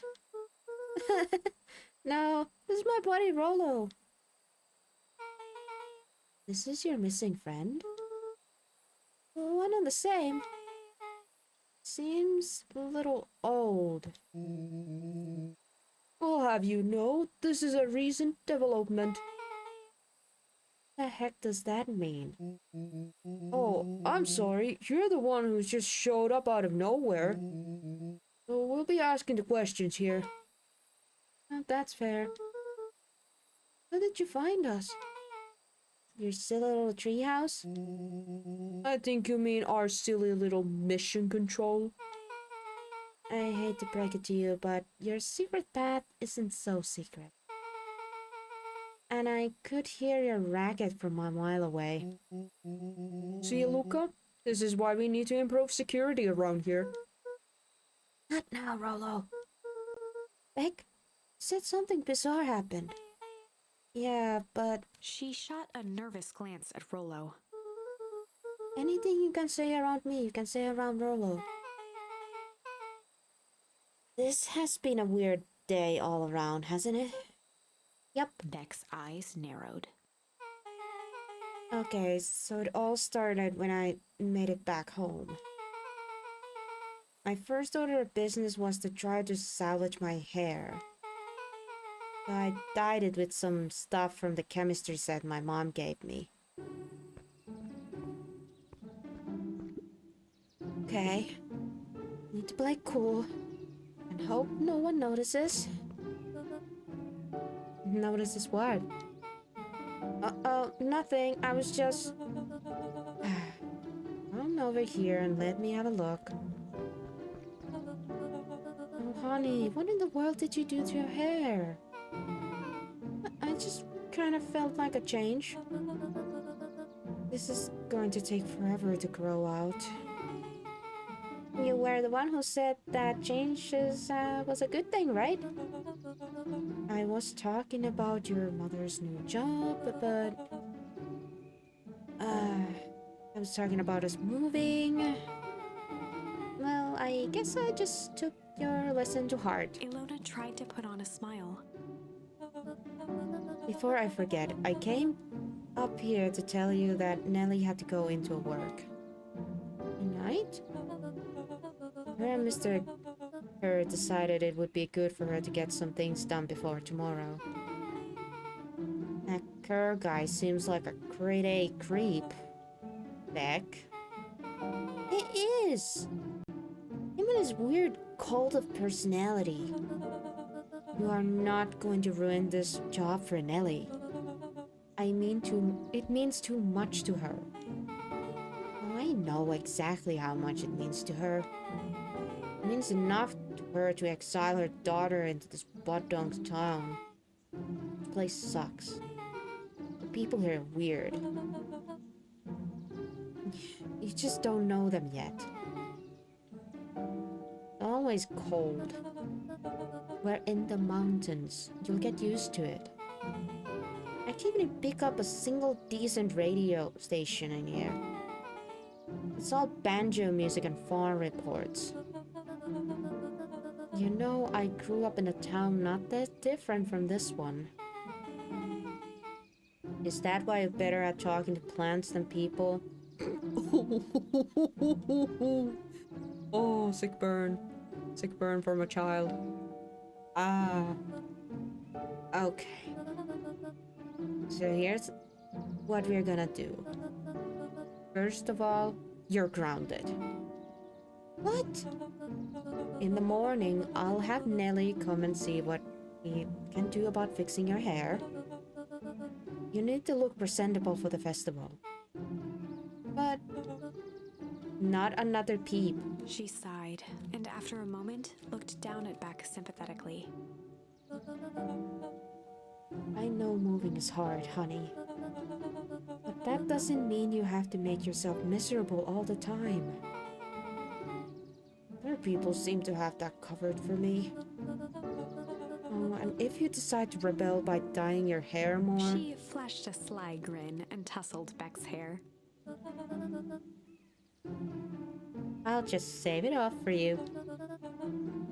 Think of how rebellious you'll look then. Very funny. Thank you. Good night, sweetie. Good night, Mom. Wait. First of all, this town does not suck. Second, you need help because you got grounded? No. I'm sorry, you got in trouble. My fault your hair got screwed up in that first place. Don't worry about it. I actually kind of like this look. Right. Can we get back to the story now? Next part is the important bit. I had the radio upgraded with my mom, and I was too angry to sleep. So I tried to dial in something worth listening to.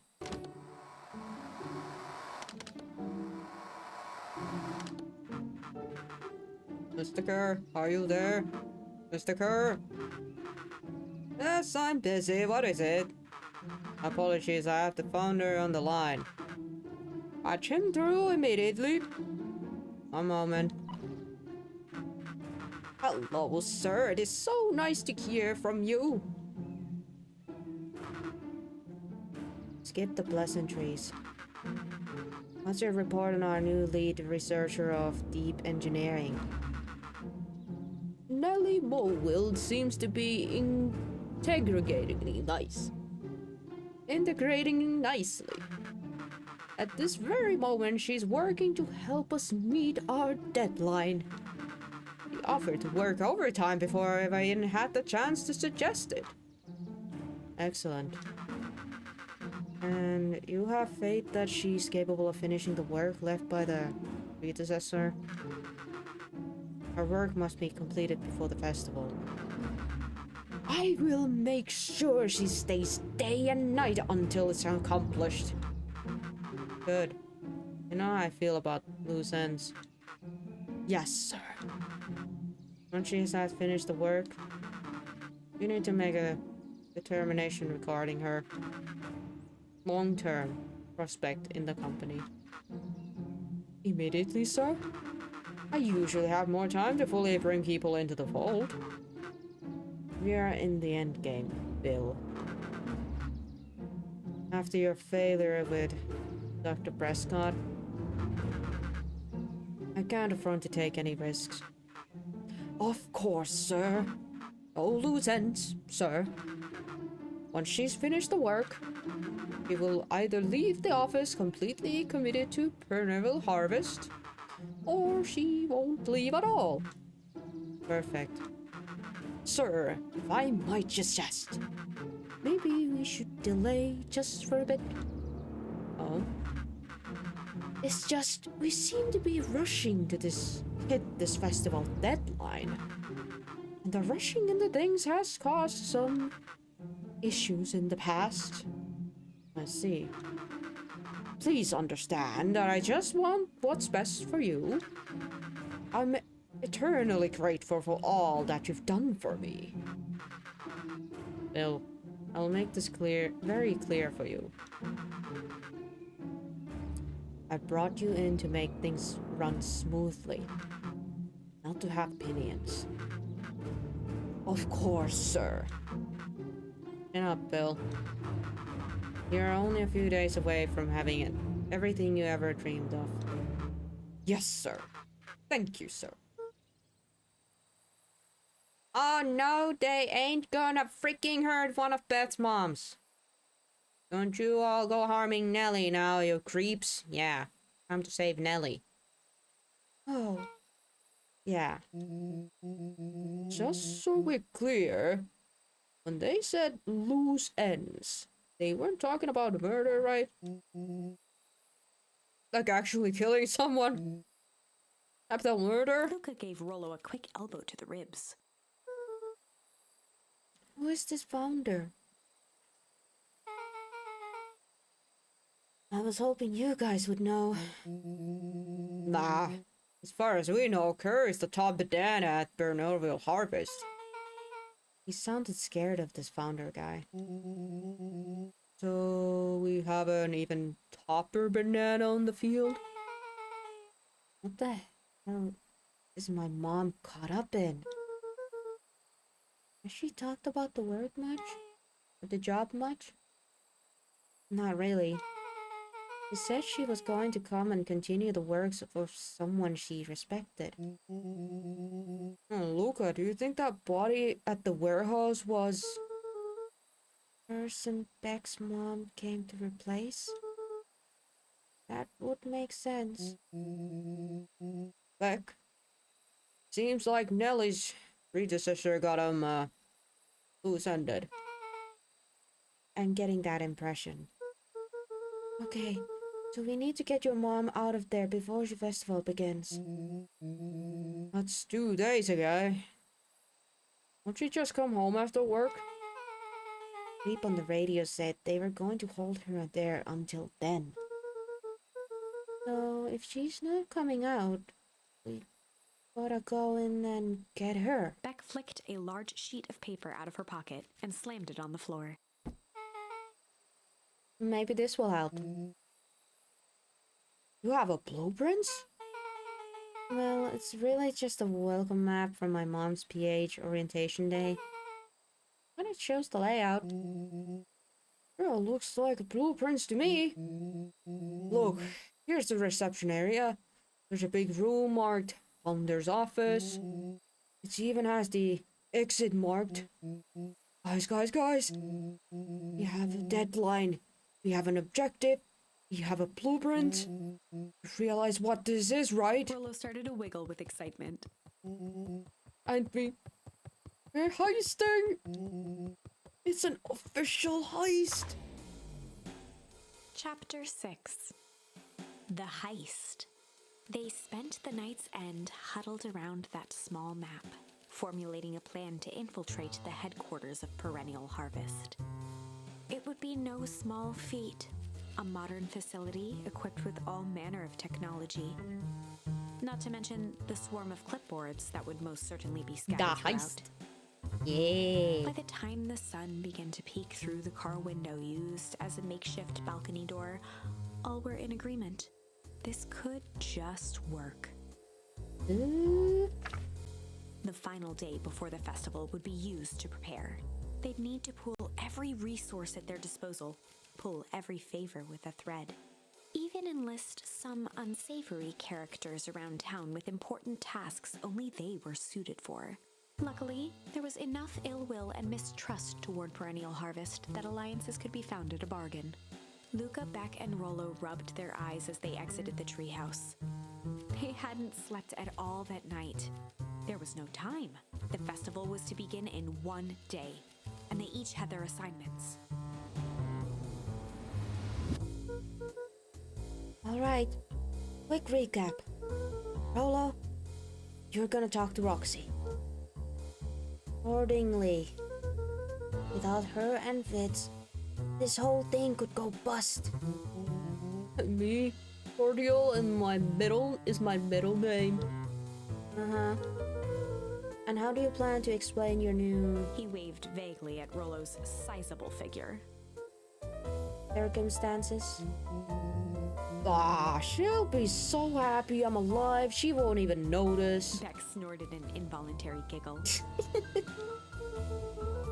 And Beck, you're sure Ilona won't just shoot this whole thing down when she hears it? She'll listen. Once she understands the dangers Nellie's in, the danger we are in, the plan will make sense. Okay. That leaves me with Jeff and then Iggy. Are you gonna persuade them? I'll think of something. They each looked at each other with sleepy confidence and nodded. Well, Godspeed. Enlist the help of Jeff. Enlist the help of Iki and Tish. Oh boy.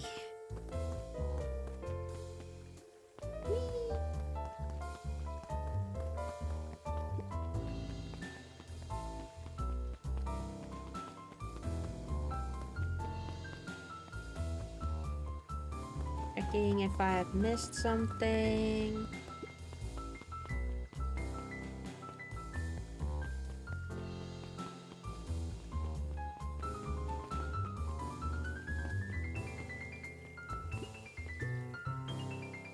Undaunted, he shook his head. Over? No. Endings are merely a state of mind. This doesn't end until I give up. Wow. I admire the conviction. But can he really pull through? Nobody here?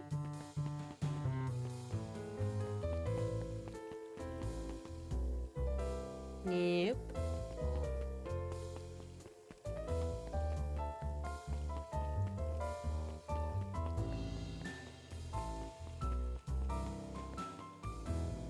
Aha! Jeff, Hey Jeff. what can I do for you? Well, I know how much you hate Vermilion Harvest. Hate a strong word.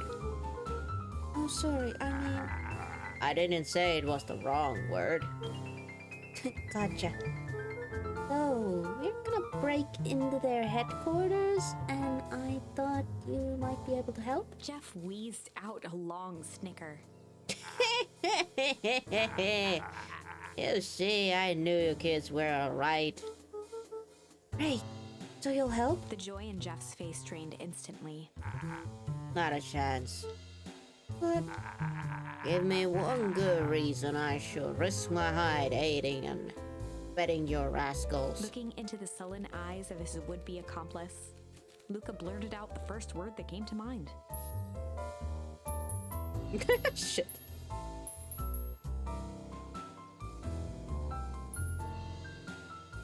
Well, if it's Joe or Jeff, would it be junk or fight? I'm going with junk. junk! Yeah, what of it? Sonny, I've got more junk than a king has copper. Ain't interested. Man! Luca wasn't. He shouted out again. Fight! I've done enough fighting for one lifetime and more than my share of losing. Time to calm the hands off the clubs. Man! Shit! Yeah, it's all shit. Still ain't helping. Ain't that some shit? Hey, hey, hey! Man! Hey, old busk. Come on.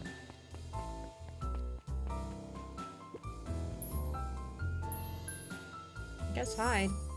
Hide! Jeff's brow perked up. What did you say? Go ahead and hide then. Sensing some traction, Luca carried on with vigor. Ooh. Chicken, pok pok pok, chicken, pok pok pok. Ain't got the guts, ain't got the guts. Ei oo sisu auttaa. Let a bunch of kids do what needs to be done. We're not afraid. Jeff's scowl faded with a sigh. Say what you will about old Jeff. They all do. You'll never hear him say a hate from nothing. One good stomp of the foot was all Jeff needed to drive his point home. What was it you kids needed? Some sort of disguise. I've got just the thing. And while we're at it, that great should come in handy. This ain't gonna be free, you know. I'm thinking 5 bags of sauerkraut to cover it. Put it on my tab. Luca offered out his open hand to seal the deal. With a firm and dusty grip, Jeff reciprocated. Done. Swing by first thing in the morning.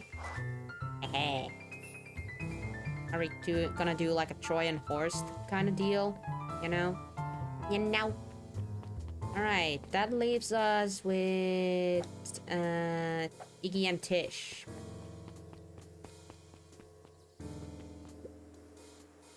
Speaking of,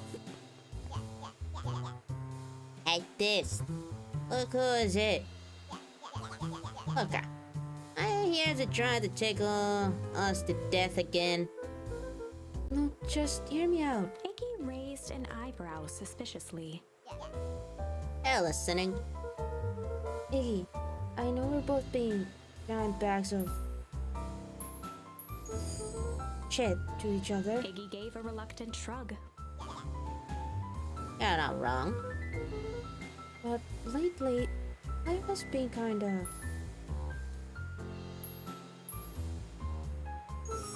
strange, you know? Iggy considered the point. Things happening weird around here. I'm offering a truce and asking for your help. What do you say we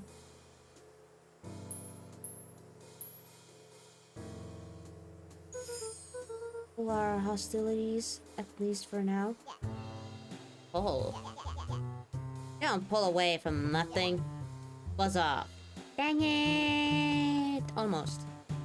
Luca knew he tried again. Iggy gave a reluctant. Iggy considered the point. Break.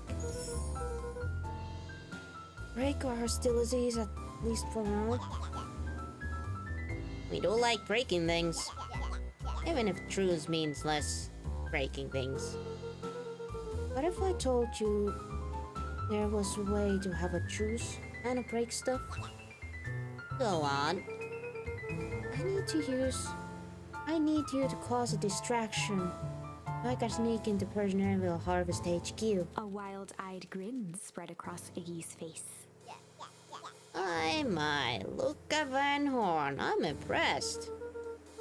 And after this is all done, maybe you and Tish can come hang out in the treehouse sometime? Iggy glanced over to Tish, who nodded in agreement.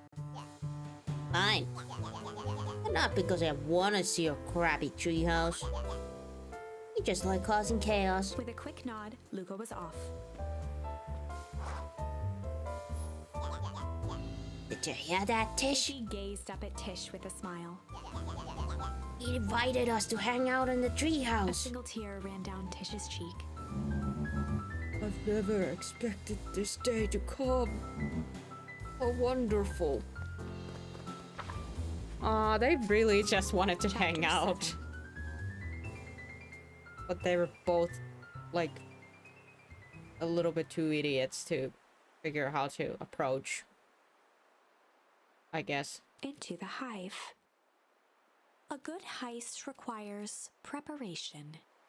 And thorough preparation takes time, something they had precious little of. So far, everything was in order. Jeff, Iggy, and Tish all agreed to do their part. Beck radioed Luca that night with a simple and covert message. "We're locked and loaded on my end." And Rollo, after a lengthy confession, managed to persuade Roxy and Fitz to help. He stowed away in mission control for the night to avoid attracting attention. Rollo, being uniquely suited for the role, would be the first to breach perennial harvest. The outfit provided by Jeff wasn't perfect, but a convincing disguise is 10% wardrobe, 90% confidence. Also, the fact that Rollo has literally jocked that ooze, so... Rollo took a few vigorous breaths and shook out his arms. He's rocking the dad look. Does he have like a zippy... What is that? Like a Ziploc bag in front of him and a mustache, shorts, t-shirt, and a flip-flops. Wow. Oh no, it's not a zip bag. It's a tool belt. Oh, he definitely looks like a repairman now. Stay calm, Rollo. You can do this.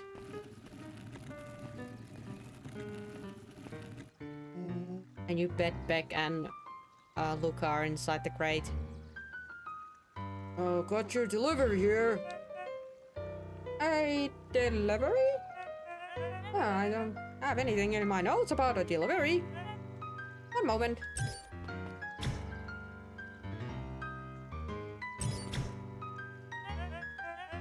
I'm so sorry, but there's no delivery scheduled for this morning. Right. He had to think quick. That's because this goes directly to the founder. He asked that it be kept secret. Rollo sighed, adjusting his tool belt. You know how the founder can be. I suppose we can leave this one off the records.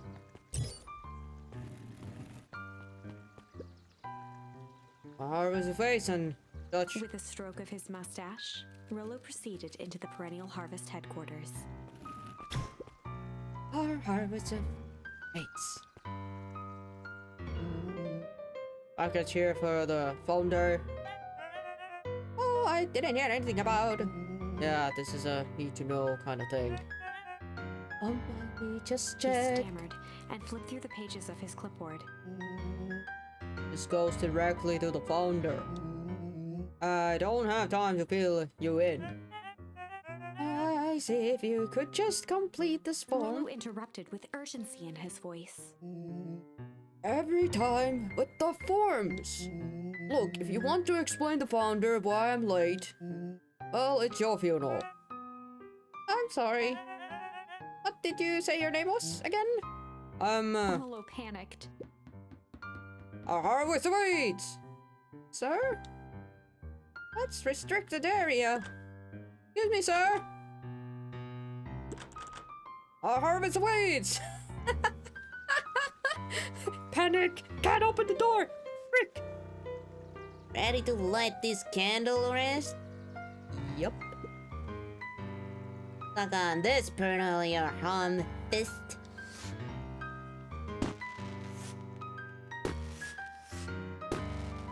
What was that? Distraction was enough for Rollo to regain his confidence.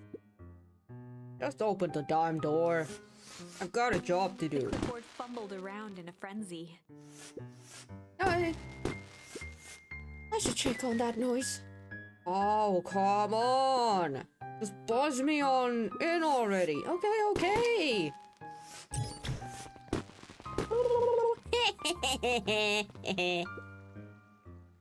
Ooh. Was close. Our harvest awaits. Hey, I figure... When in doubt, stick with the classics. Well, that was a close one. You pulled it off. Nice work, Rollo. Alright, everyone knows what to do. Yeah, deep engineering is to the north. I'll go with Beck. In case she needs some muscle. I'll head east to the founder's office. You two be safe. Hot damn! Back into the box I go. Nah. That's odd. Not even any cups for the water. Wow, that's sad. It's just for decorations.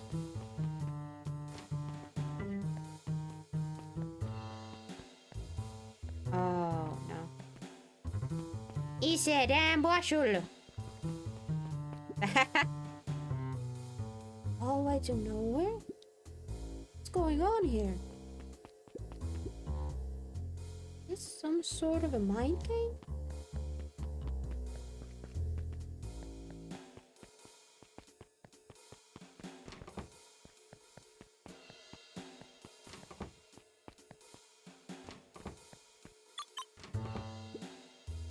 Solomon? Solomon stopped in his tracks. Luca? What are you doing here? It's a long story. Are you okay? A veneer of confusion flashed across Solomon's face. His words rushed out dramatically. No, I'm most certainly not okay. Some strange people grabbed me and... Were they in hazmat suits? Yes, how did you know? They brought me here and locked me up and they were... When they were distracted, I ran. Dang. Okay, you should stick with me. We've got a plan. Solomon's facade briefly faltered. We? Yeah, Rolo and Beck are headed to the deep engineering. Thanks heavens you found me. You gotta get out of here. We can't leave just yet. They'll catch us again. I've got to do something first. When you were running, did you happen to see a door marked Founder? Founder? Why are you looking for him? I'm not. I just need to get into that office. Now that you mention it, I do think I saw a door that said Founder. It was just down this way. Luca happened to notice a plaque above the door. Office of the Founder. King comes with consequences. Oh, here it is. So it is. Pretty lucky I ran into you, or else I might have missed it. Truly fortunate. Luca tried the handle. Look, Solomon leaned forward to examine the mechanism. Regrettably, it seems to be some sort of an electric lock. I don't see how you, or we, could possibly defeat a lock like that. Luca smiled and looked at his watch. let's just wait a little minute. Ilona with the freaking shovel.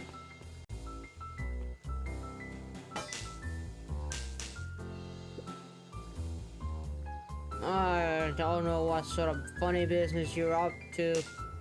I like it. She mimed a quick hat tip and ambled off with a whistle.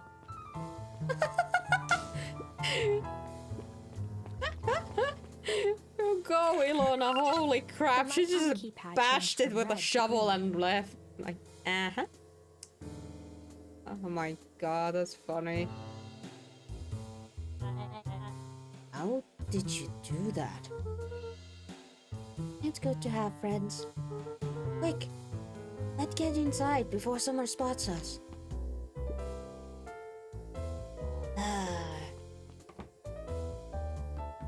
Luca switched on his walkie-talkie. Wow, that is messed up when you look at the family painting. He's thrown darts at his son.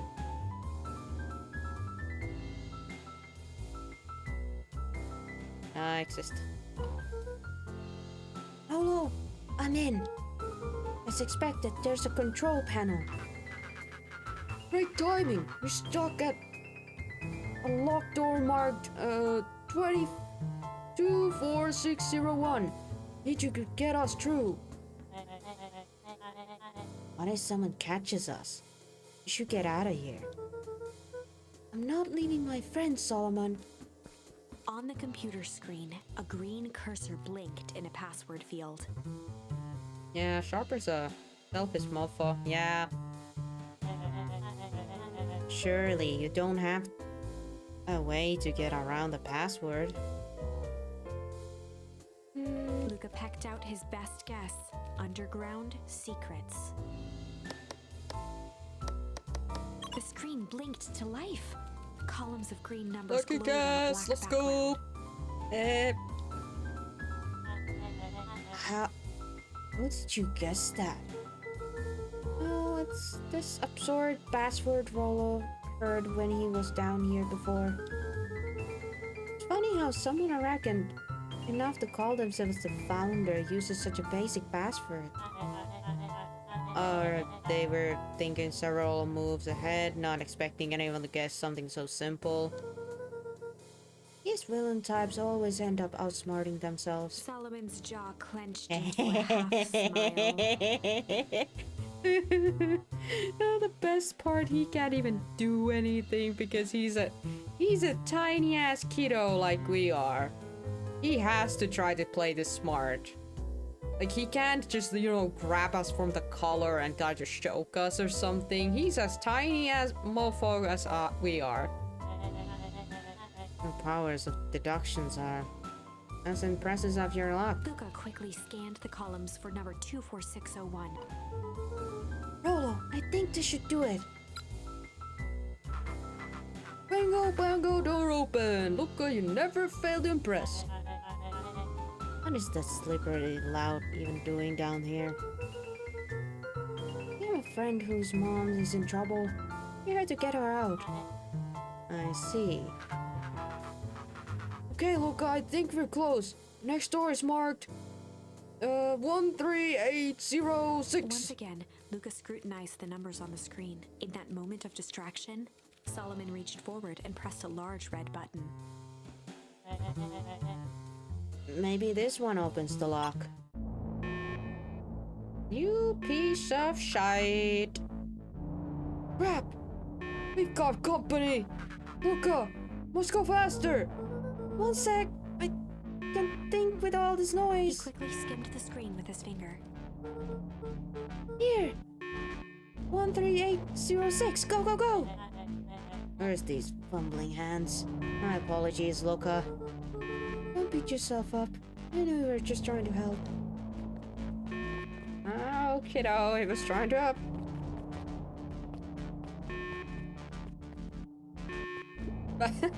Oh man! No water cups! Rollo! I thought it was gonna be like, he's gonna like tip it over or something, like, ah! And then they would have just, you know, stepped over the water thing, but never mind. Rollo, are you okay? Rollo, come in! So did I. Kerr approached with a sneer and spoke into his walkie-talkie. I mean, it would be something, you know, Like a spy movie or something, since Rollo is really, you know, keen on the detective stuff and whatnot. It seemed like something to do, but I guess they went with the, oh, no cops joke. You can turn off the alarms, they are With trapped! self-satisfaction, he called into the hallway.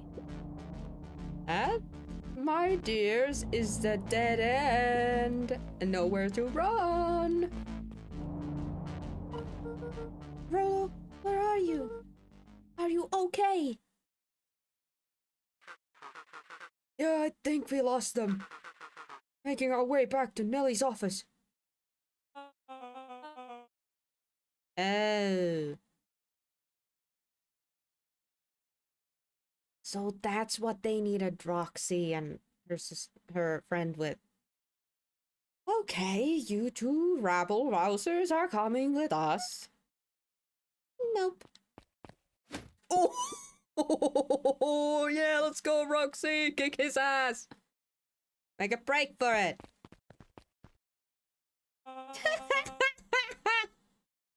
Oh, Snap just got kicked. Little shit, just kick me. Don't just stand there after them. I wish she would have punched him in the face. Okay, I think it worked.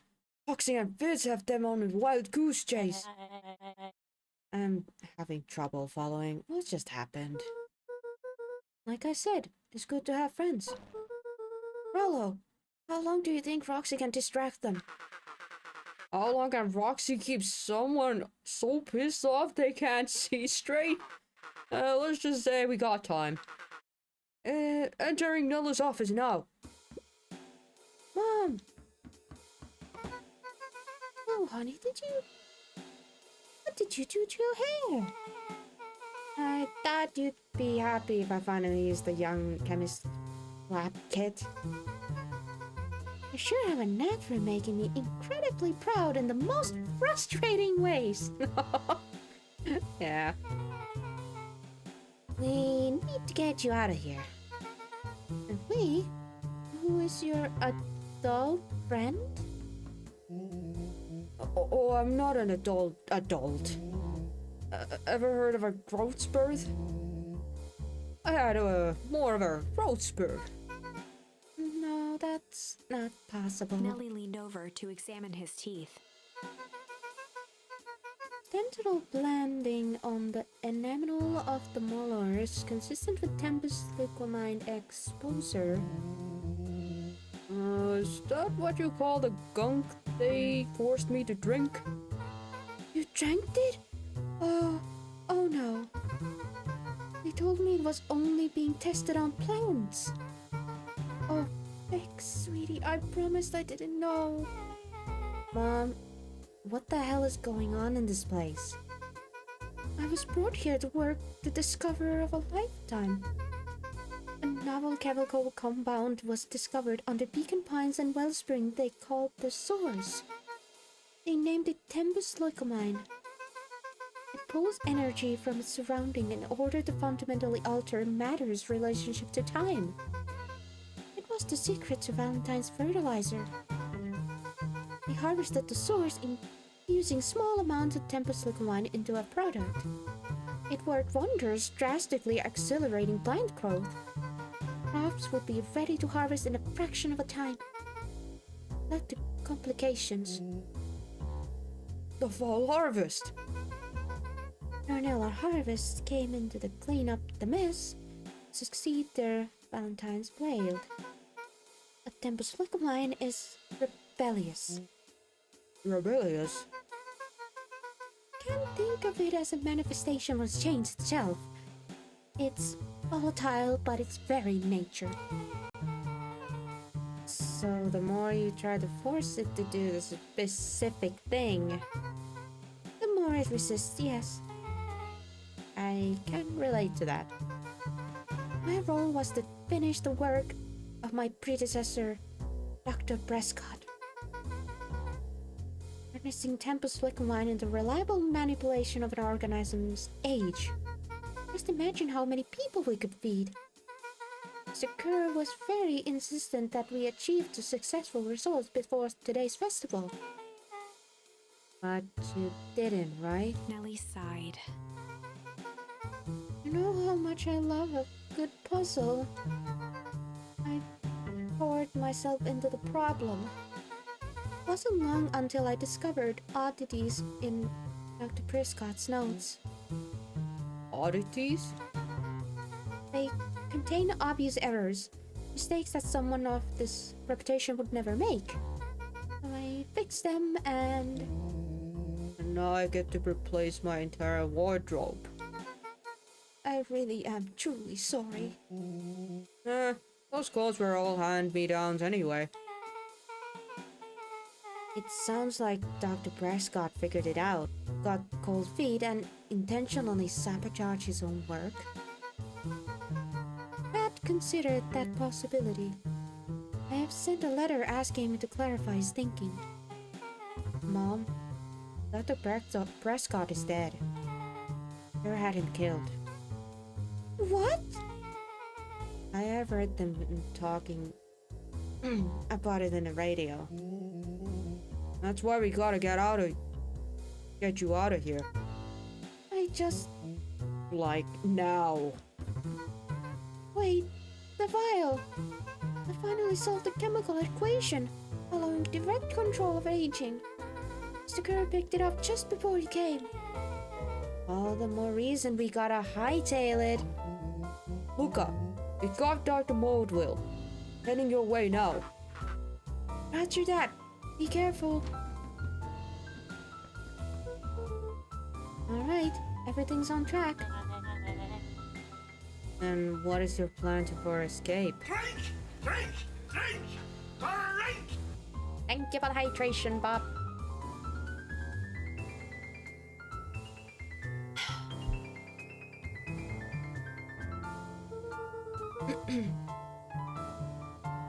We'll go over everything when they get here. In the meantime, maybe we can dig up some more information.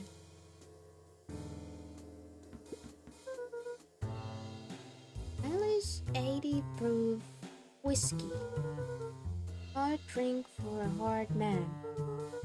Wow, even his alcohol is arrogant. Solomon muttered inaudibly. I should just mother you right now. What's that? I said I shouldn't bother you right. It shouldn't bother you right now. Don't be silly. We're not bothered at all.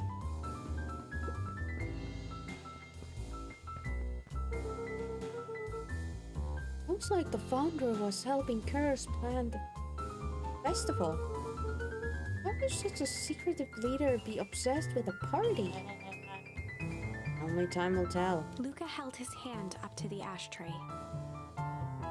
I'm roasting him at his presence.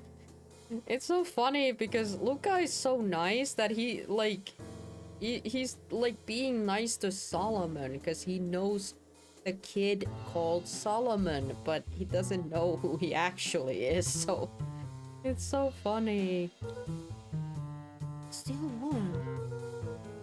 Must have been here recently.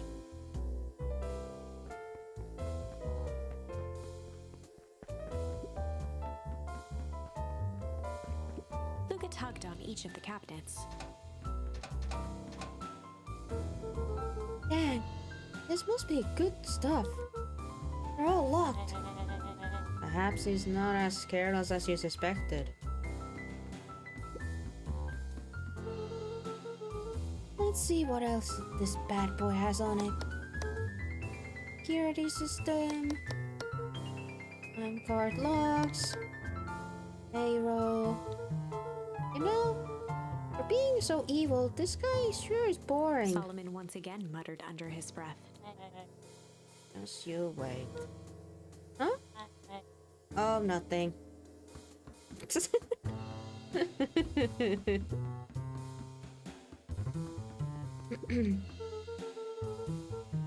I'm really sorry you got dragged into this mess, Solomon. You needn't worry about me. Well, I feel bad either way. We're gonna get you out of this, I promise. With a subtle, quivering lip, a smile crawled across Solomon's face. They heard the trampling of frantic footsteps from the hallway. Lock it, lock it, lock it! Locked! That was close. When we left Nellie's office, it was swarming with clipboards. You barely got away. Did they follow you? Uh-oh. Hello? Before we start tossing blame around, it is possible someone ordered pizza? I'd love to hear your thoughts.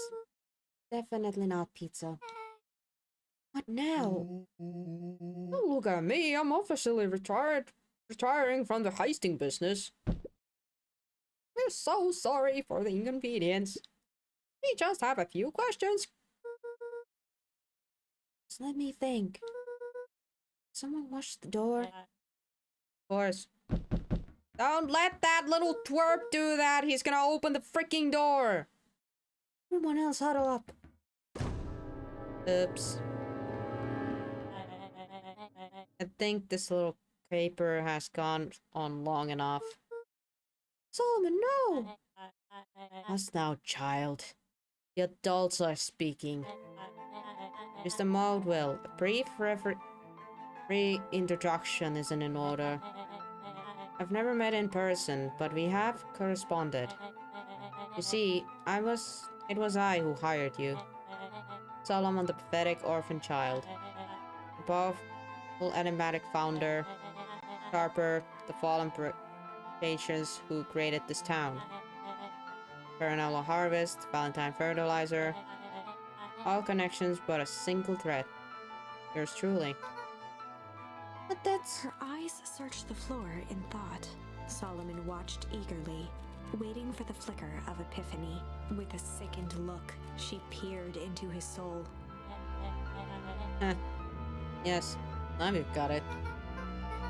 Tempus Legomine, you discovered how to reverse the process. Solomon clapped with genuine delight.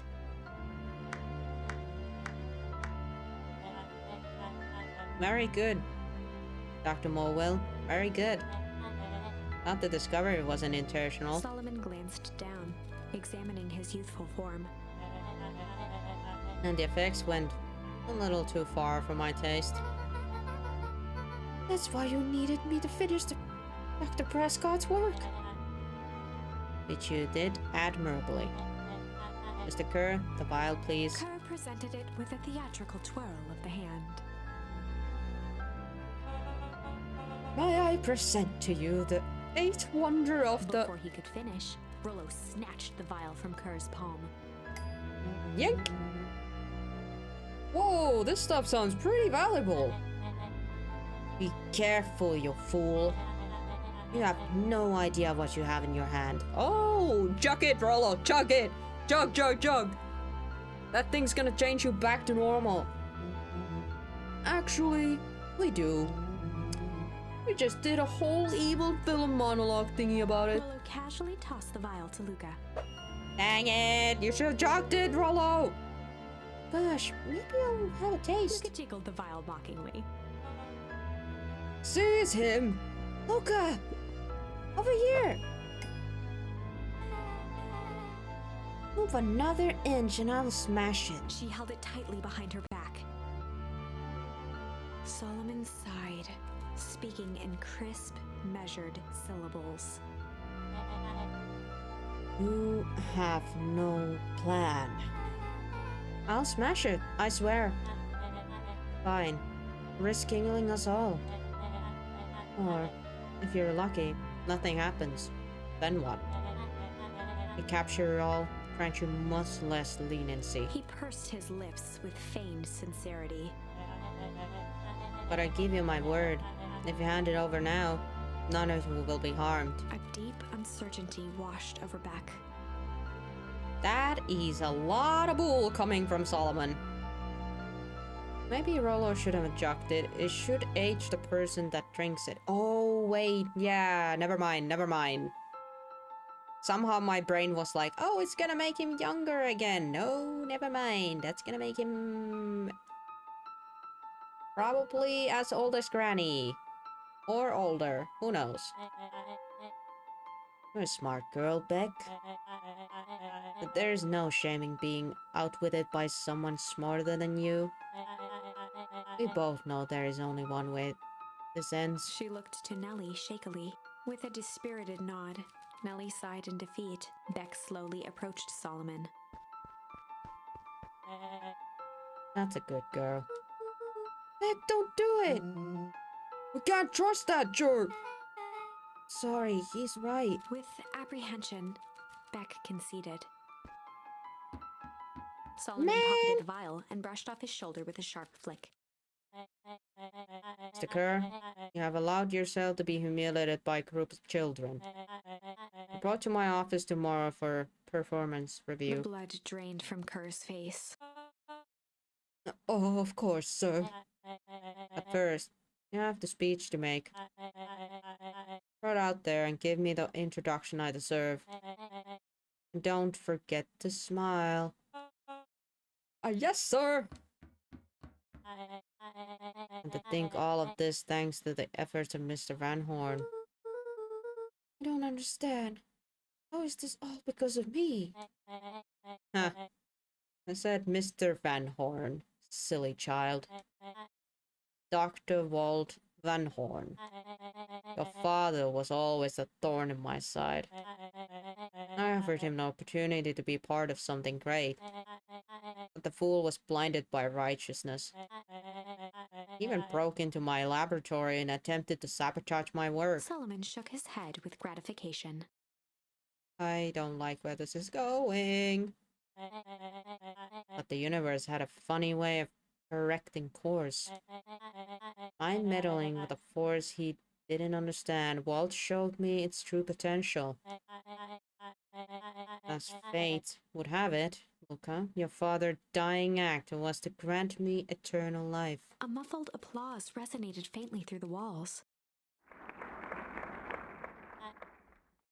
Well, that's my cue. After the festival and my subsequent ascension, I will return to deal with you all. Until then, I suggest you use this time to reflect on the magnitude of your failure. You three, keep post outside the door.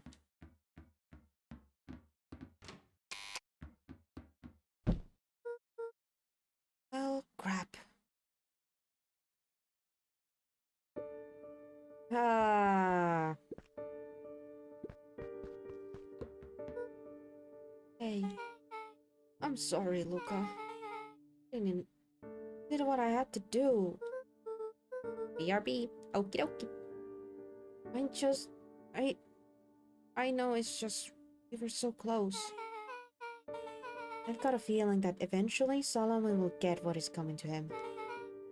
Time would all heals. Time wounds all heals. Well, time seems like less of an issue for him now. Nellie was staring at the floor, deep in thought. Sorry, Luca. Give me a minute to calm my mind. Can't believe Beth pulled us out like that. I'm not sure she had any other choice. So what now? What's the plan? I don't have one. Of course you do. You always have a plan. Hello. You just need some time. Hello, it's over. I lost. Luca, there's something you should know. That Mr. Kerr locked me in that office. I had nothing but time and curiosity. I poked around a bit, hoping to find means of escape. But I found something else. A note. It involves drawers. What sort of note? Mr. Prescott. Dr. Prescott must have sensed his time at Pernal Harvest was growing short. So he left behind a letter, with the hope it would be found by his successor. It was a confession of sort, left to me, but its contents, Luca, I think they were meant for you. Why? What did it say? It was about an incident with your mother. Dr. Prescott found her in his lab, a stolen keycard. There was an accident. Had been exposed to extreme amounts of tempus lucumine. The color dropped from Luca's face. She survived. Prescott decided to help her recover. No longer trusted Perennial Harvest, so he kept her whereabouts secret. Over time, your mother led him to reconsider the purpose of science discovery. Science is often at the vanguards of change, but that doesn't mean it's always right. He realized that no one should have control over something that powerful as time itself. I believe that's why he began to intentionally sabotage his own work. Cost him his life. That's a reasonable conclusion. Luca was overwhelmed with emotion. But if she's alive, where has she been? What is she now? A sudden explosion sounded from the hull. Ah, here comes the ice. Back, what did we discover? Dr. Prescott's letter. Beck's mom had found like a secret letter that was weirdly addressed to Luca in a way, because it had the information about Luca's mother on that she was exposed on a lot of that ooze, and that he actually helped Luca's mom get a little bit better so she could, return to Luca later. But yeah, rip Dr. Prescott, I guess. Pretty much that. But yeah, Chapter here 8. comes the eyes. Comeuppance. Ears still ringing, Gran picked herself up off the ground. Through the dust and smoke, she looked over to see Mrs. Fratelli helping Hiram Tolliver to his feet. She'd had to beg, borrow, and steal to acquire those explosives. How many nights had she spent visualizing how she'd use them to make things right? And now, her one shot at destroying the source, that damned hole that swallowed so much of her life, was gone. Traded for this jagged hole in a wall and a foolhardy shot at rescuing Rollo. Oh, they didn't use the explosions at the whole. Oh! With Fratelli and Tolliver at her side, she stepped through. It was a strange feeling. The last time she'd stalked this maze of hallways, it was in a different body. They quickly rounded a corner to find a group of clipboards guarding a door. Something worth guarding is probably something worth seeing. She leapt forward, brandishing her cane. If her last chance at vengeance for things lost was truly gone, she would just have to fight to keep what she still had. Run to the rescue! Sorry, it's not Gran, it's Mother, but the problem is that we don't yet know that.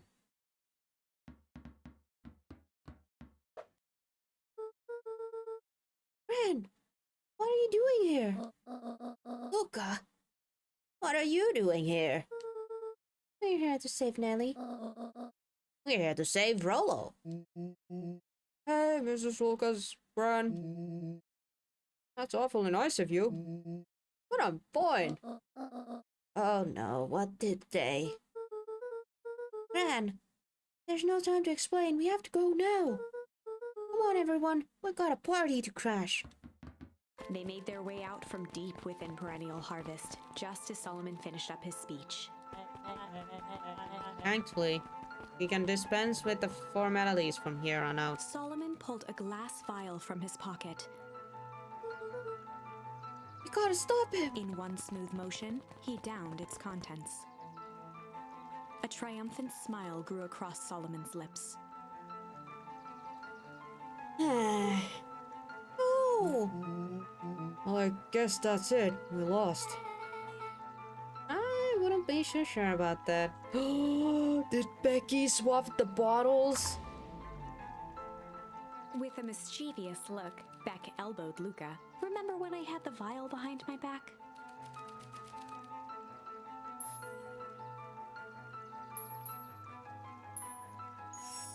I might have tweaked his wonder potion with a little change. Like a pocket change? Unlucky penny. Yeah, I plopped it in the vial when no one was looking. What's that gonna do? No idea. That's the beauty of science. No, we observe. You can all call me Sharper Valentine. His body and face began to contort and expand as he disappeared into a belching green mist. Well, we'll just need to see if it actually worked or it did nothing. Oh my god, he became a baby. Holy crap, he's a baby. Yeah, but he's still Sharper, alright. What he was no longer matters.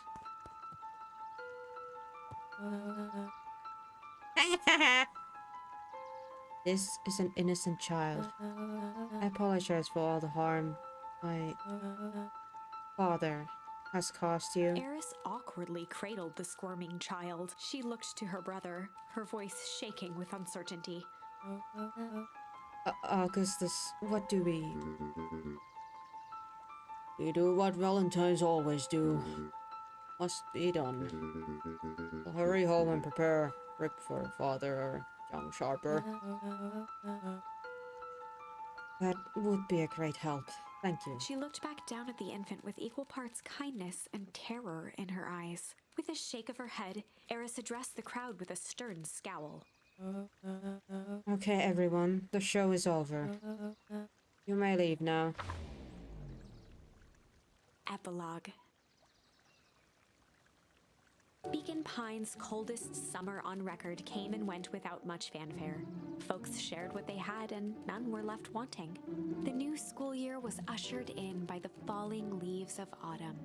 After everything Luca, Rollo, and Beck had been through, middle school was bearable. The chill of winter didn't seem to bother people much. They kindled a hope for a better future in their hearts. When spring arrived, farmers planted their crops with a sense of joy and optimism. And as the dawn of the first day of summer came again, its light slowly spread through the shallow valley. It crept over the town square, across the river, past the neglected welcome sign, and came to rest on a young boy sleeping at dawn. His mind at peace, knowing he is here for a reason.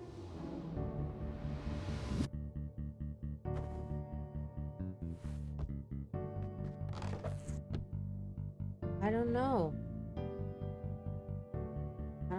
Cause we didn't learn our gran is our mother, did we? Seems like a false hope.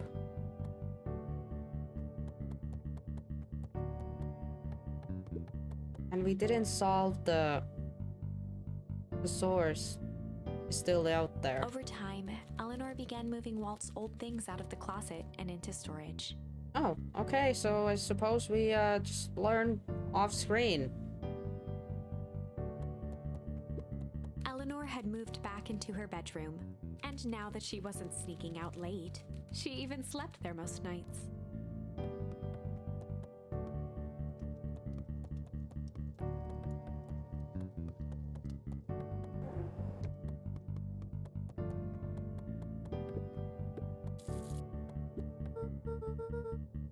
Okay, I guess we learned off screen then.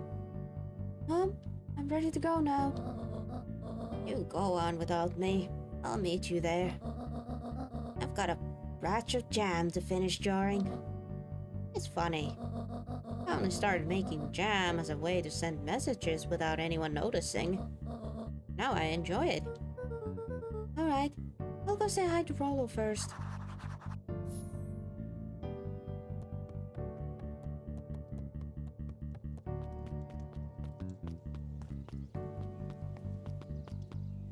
Oh hey, Roxy. I hear you and Rollo have a big plans for this little treehouse. Yeah, it started getting crowded after we wrote the max capacity one Rollo, one Luca rule. So we decided to expand. But at least we got some help with that. Now that the internship that Nelly and Ilona shop going. Well, it's been great. I'm hoping it helps me get into a school of agriculture up to state. Also, Nelly said that she'd write a letter to recommendation, which would be huge. I just can't help but worry about leaving Rollo. Grown up so fast, but he's still a little brother. Yeah, he had a heck of a growth spurt. I don't just mean grown, literally. This morning he was up and finished his chores before I even had a breakfast. So some of that might be his excitement about the treehouse renovation. Don't tell him this, cause it will go to his head. But I'm really proud of that little punk. I'm sure he feels the same way, he's just too dang proud to tell you. I know. I mean, this awfully sounds like a happy ending, but knows? Nicholas, how's the tree planet going? Couldn't be better. So grateful to Ilona and Nelly for letting me help. I just wanted built to be a mayor. I just wasn't built to be a mayor. Too busy. Very crazy. Thus we're finished cleaning up the site. Wait. Next. Next. When Perennial Harvest collapsed, most of the clipboards skipped town. But some stuck around and dedicated themselves to making things right. Anyone with a knack of arts can help paint a new office. You can count on us. Well, it looked like you really found your calling. I really felt comfortable telling people what to do. Oh, this right here. This is something I can be proud of. You look so happy. Yo, what's up, Nelly and Ilona? So you've decided on a name? Yep, we had to clear out all the old stuff before putting on the final touch. Well, a dirty harvest is now official. I like it. It was actually Nelly's idea. There's still a lot of work to do, and a name serves as a reminder. Just because progress is important doesn't mean change should happen fast. In fact, I've learned that the more you care about something, the more important it is to take things slow. Our motto is go slow and fix things. Hey, burn to that. We get to go. No.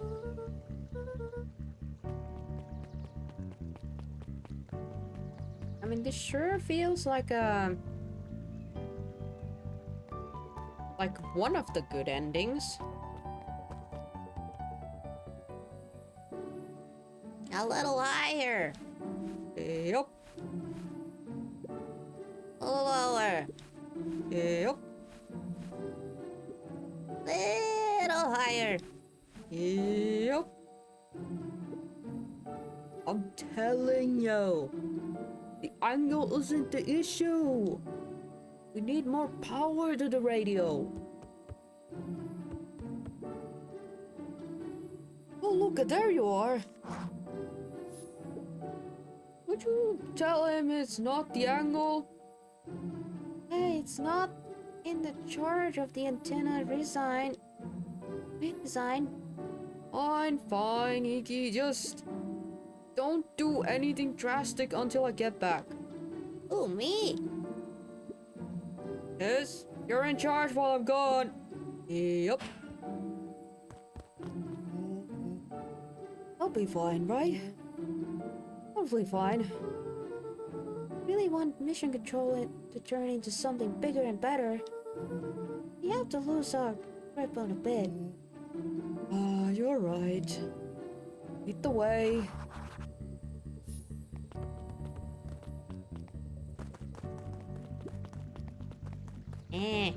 Me crew.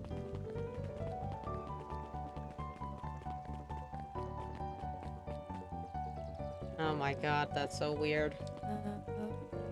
Young Mr. Van Horn.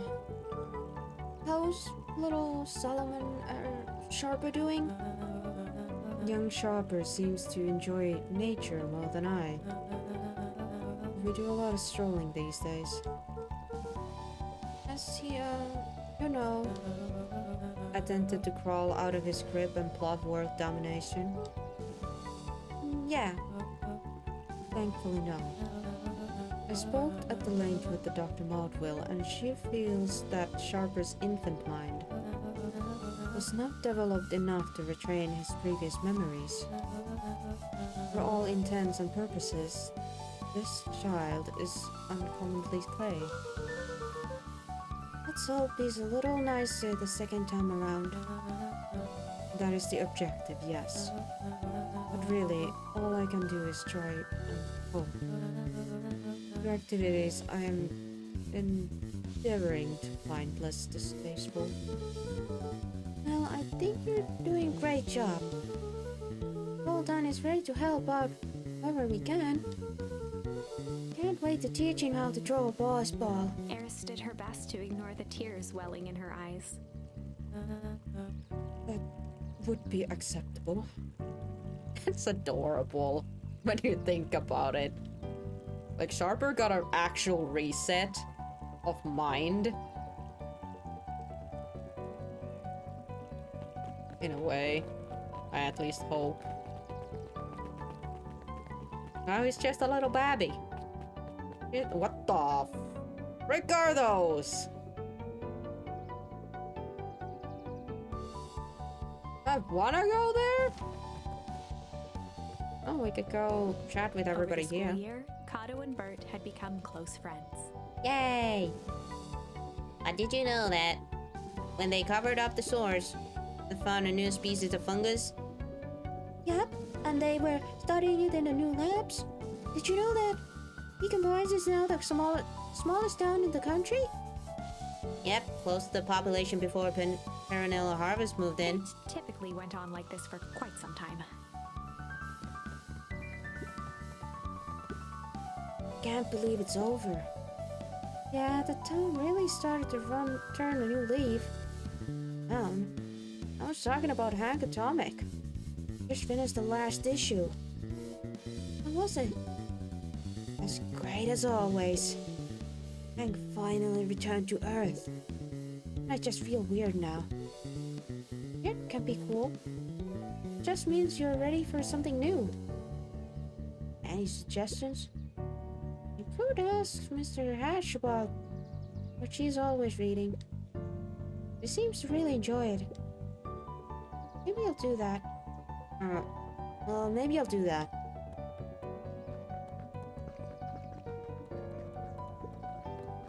Luca peeked over Piper's shoulder. Laid stealthily inside a large volume of mathematics was the first issue of Hank Atomic. Piper, are you reading Hank Atomic? Do you mind not telling anyone? I've kinda got a reputation to uphold. Oh, it's nothing to be ashamed of. Just about every kid in town reads Hank Atomic. Honestly, I'm excited for you. What I'd give a fresh start. What I'd give to start over fresh. Experiencing it again for the first time. I guess that's the downside of finishing something nice. At least now I can enjoy it again through you. Promise to tell me about it as you go. Sure thing.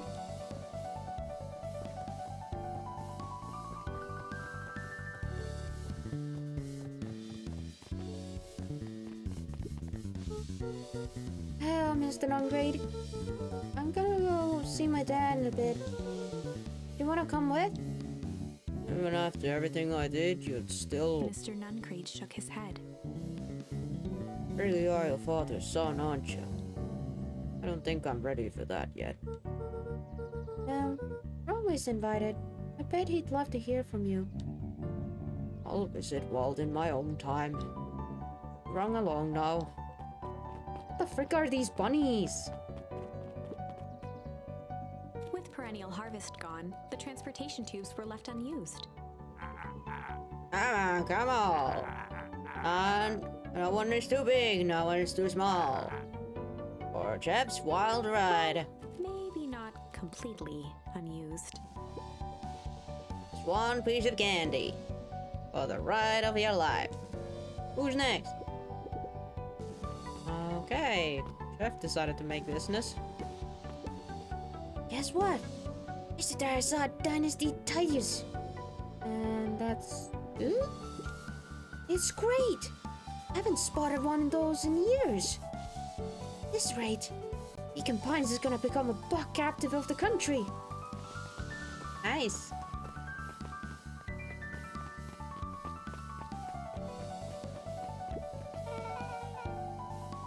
I have news I think you'll enjoy. This morning I had packed my last box. You're officially moved in? It's just a box. Let's not blow this out of the proportion. It sounds an awful lot like putting down roots. I guess I decided this place is root worthy. You're gonna be stuck with me for the foreseeable future. I do have to warn you, most years aren't going to be as interesting as this one. I think I manage. Really? Before we go, there's a bit of a surprise.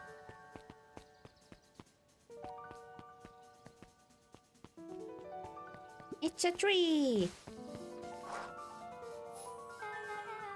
My mom's prepared this tree especially for you. Didn't have to do that. It wasn't just them. It's just about the whole town pitched in. We all owe you. It should do okay in the cold old Beacon Pines. And thrive as things warm up. That's perfect. When you're ready, take Geoff's wild ride to Old Pecan Pines. Oh.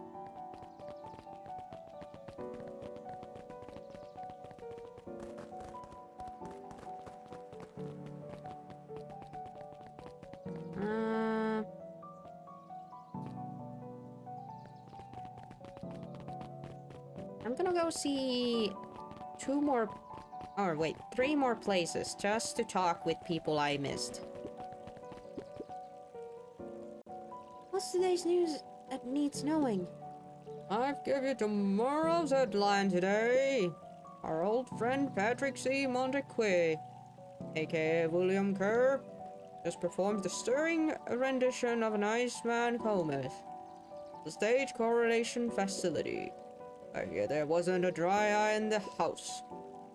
Well, I guess he was plenty of time to work on his craft.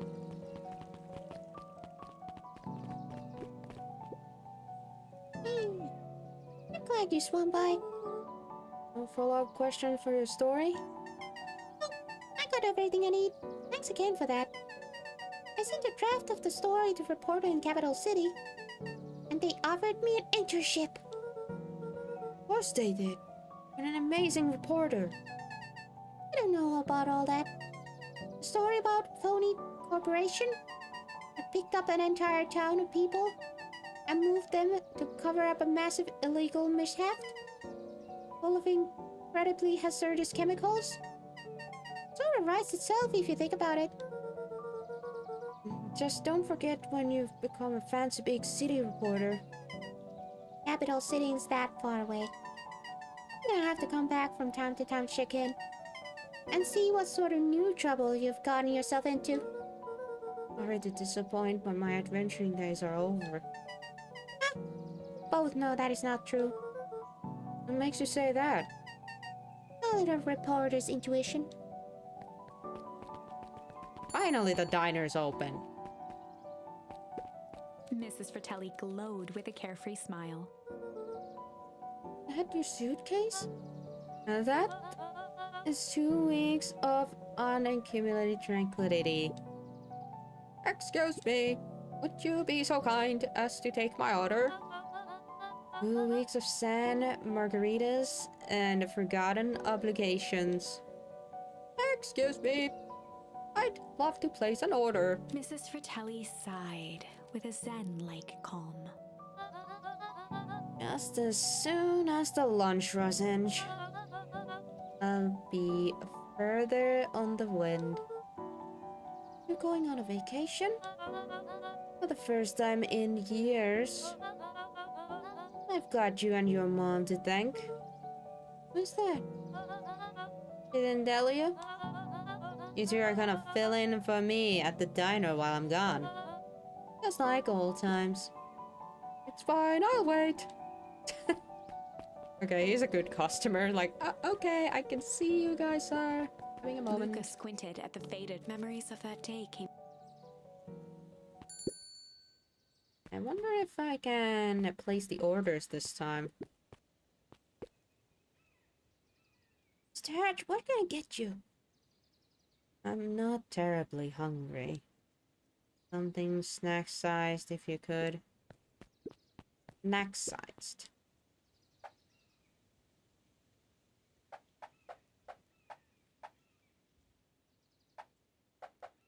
Adorable, maybe?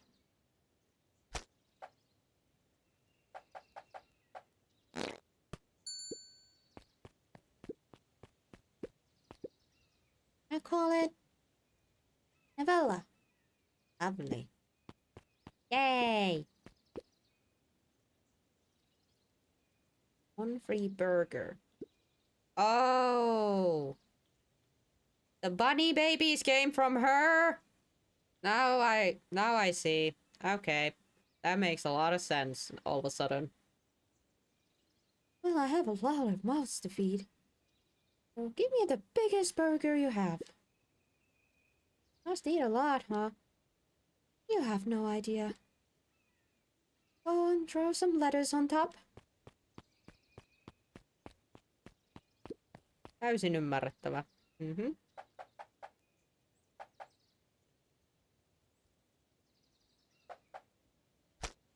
Lavish.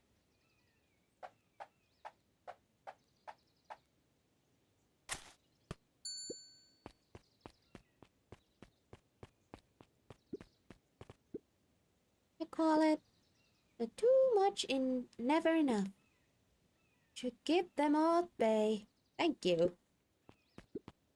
Right. Isn't it, little Luca? Hey, Uncle Concrete. How come you haven't been around the house lately? Well, your dad and I had a little disagreement is all. How's he doing? He mentioned me. Oh, really? He's been busy lately. Something he doesn't know. Home from work before that time. Is that so? Well, then I'm thinking of him. You seem sad.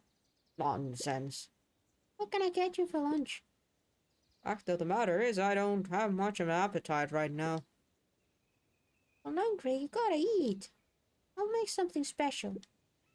That will cheer you up. Uh,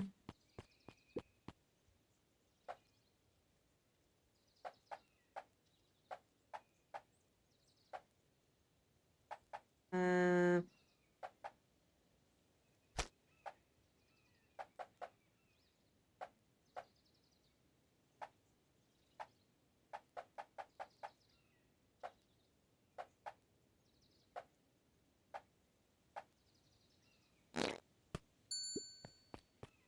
I don't know if this is gonna be it, but whatever.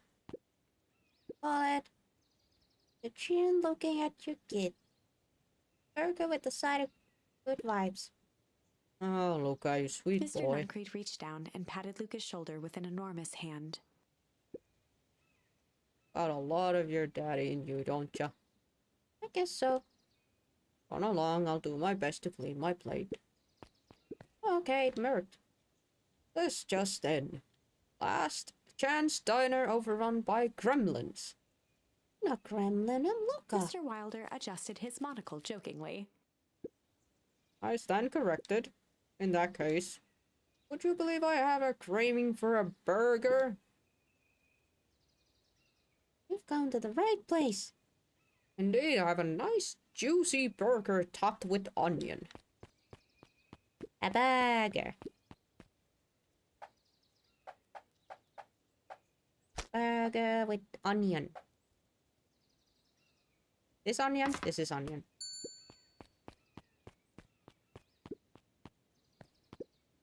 Here you go. Call it well done. Oh no, I love a good byline. Many thanks. Listen well, child. I'm only going to say this once. I require a well-done burger. Got it. When I say well done, I mean it. Well done. No problem. If you aren't grasping my request, I want the burger charred beyond recognition.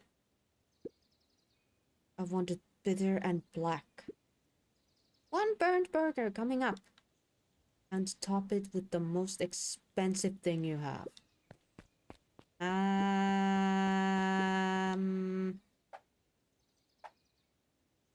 Charcoal. What is the most? Caviar?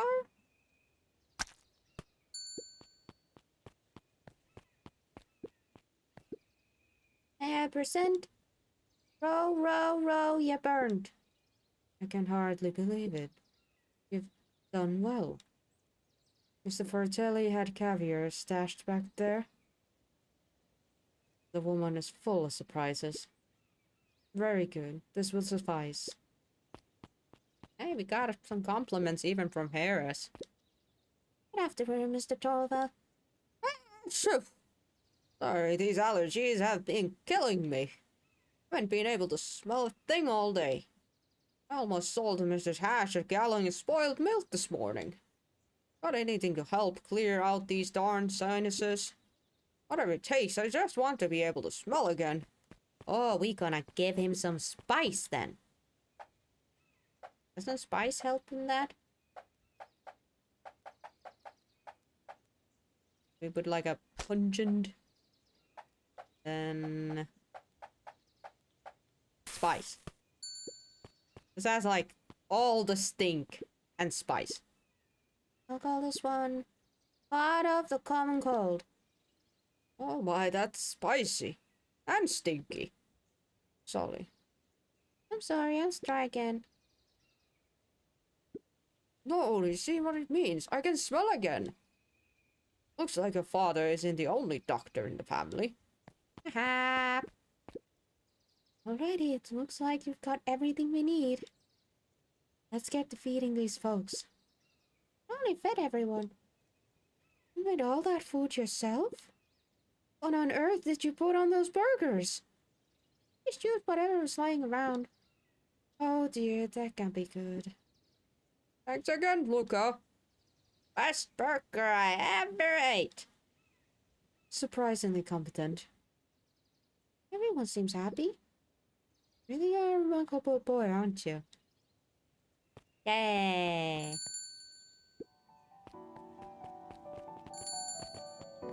Oh, can we go? Alright. This place...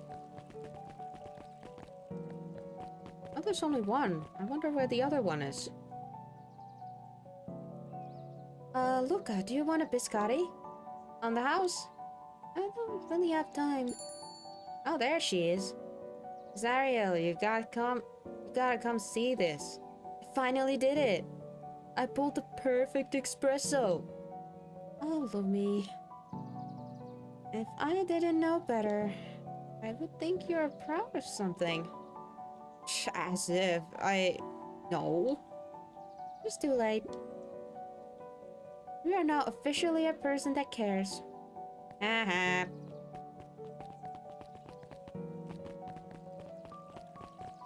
And we go check up on here. Hey, Luca, can you tell Roxy I'll be free in an hour? Sure thing. My dad's making me stock the shelves for summer. He said it builds character. I think he meant to say builds calluses. Builds character. Yeah, it builds something alright. Luca, can I interest you in a delicious He apple? playfully waggled an apple. No thanks. Just saying hello. Well, hello then. I'm telling your mom we need to do creative jam. Already? It's funny, I used to hide this stuff in the back. Terrified that someone would find out about our secret messages. Everyone wants to get their hands on Eleanor Van Horn's famous spy jam.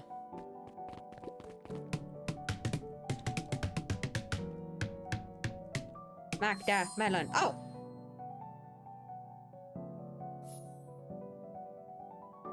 Smack! Woohoo! Oh man, I didn't know we could get a freaking badge out of that. Man. Wow, back for seconds? If it's not too much trouble. For the longest time, I didn't understand the appeal of ice cream. It serves no purpose, other than to be briefly enjoyed and then it's gone. But it's pretty tasty while it lasts. I'm inclined to agree.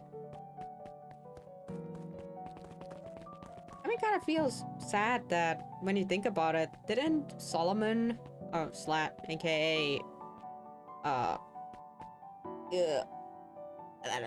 bad guy was hanging out with this kid a lot? Maybe he was a brashy kid too. Who knows?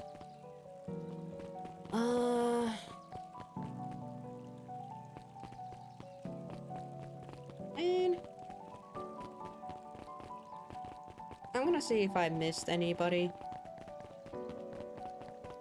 Yeah, there were bodies or such. Yeah. I talked to this guy. I managed to reel in an actual fish this morning. Seriously? Yeah. An honest to goodness. Not flopping, swimming, fish. I don't think I've ever got an actual fish here. In at least 7 years since I got one. I'd say it's a good omen. What do you do with the fish? Oh, I released it back into the pond. I'm hoping to catch it again tomorrow. Haha. Oh yeah, the forest. Yeah.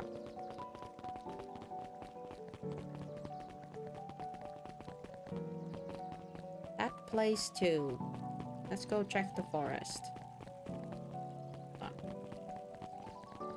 Oh. Alright, my brain.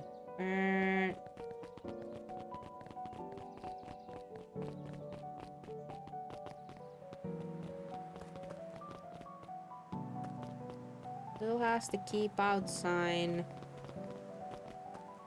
No more sploosh. That's good.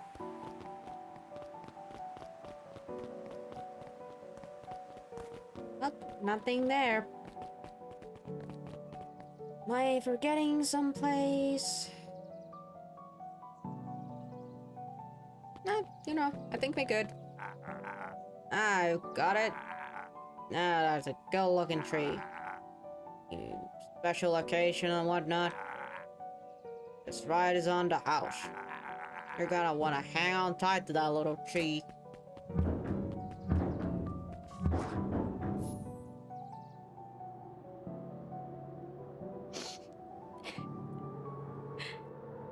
I think this is it. The end I've been waiting for. This is it? Honestly, I'd begun to lose hope of ever finding it. But then you came along. I don't know exactly how to thank you. It's hard to explain how much this means to me. It's funny, now that our time together is finally ending. I'm at a loss for words. Let's just watch the end together. Okay, time to watch the end together. Done. The little tree. The best little tree. Thank you, children. This means a lot.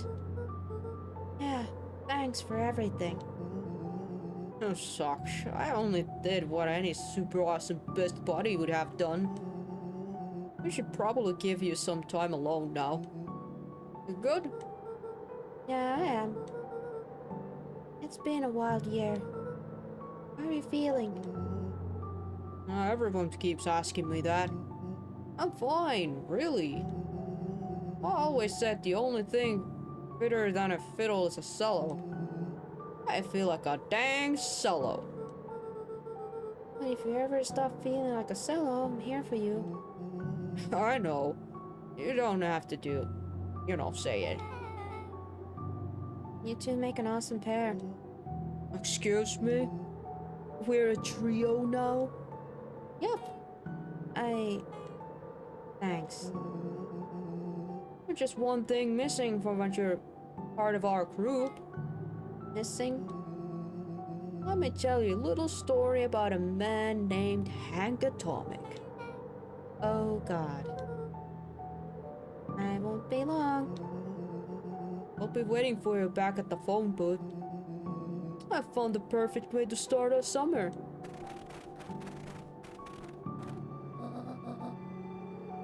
You've got some good friends. I'm so proud of you. Father would be so proud of you. I know. Mom, can I ask a question? ever dream about that? Not a night goes by that I don't. You ever afraid that you're going to forget him? Forget what he looked like? Forget his voice? No, because so much of him lives in you. He loved that old tree, but I know he would have loved this one more. Because his two favorite people planted it. I'll give you two a moment.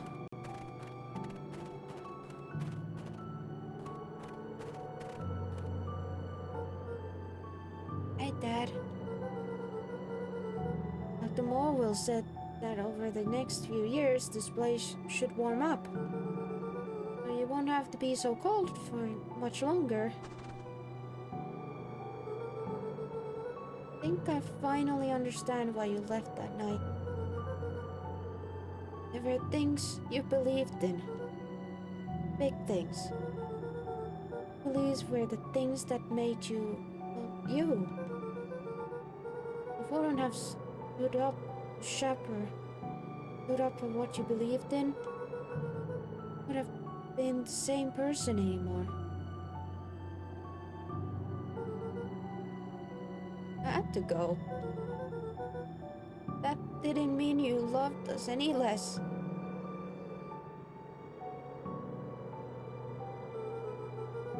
I might not visit you as much as I used to. Now you understand.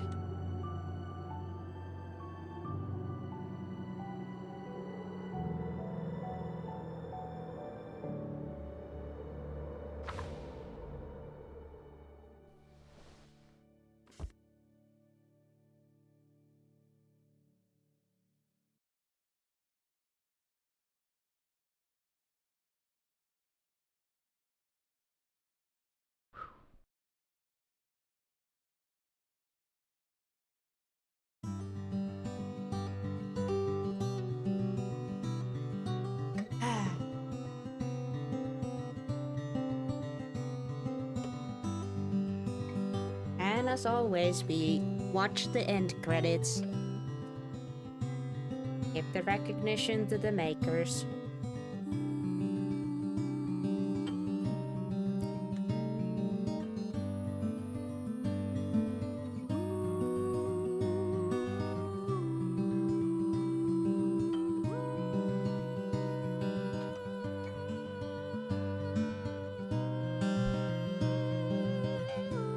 Oh darn, what a dang good game. Yeah. Man. Yeah, this was definitely a really good game. Like, to be fair, we've had a lot of good games on this channel, but this one is like, on a story-wise, look-wise, story-wise, I really liked it.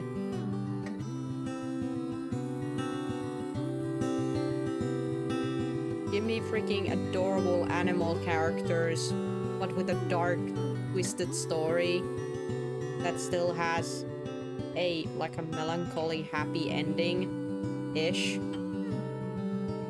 Yeah, I'm up for it.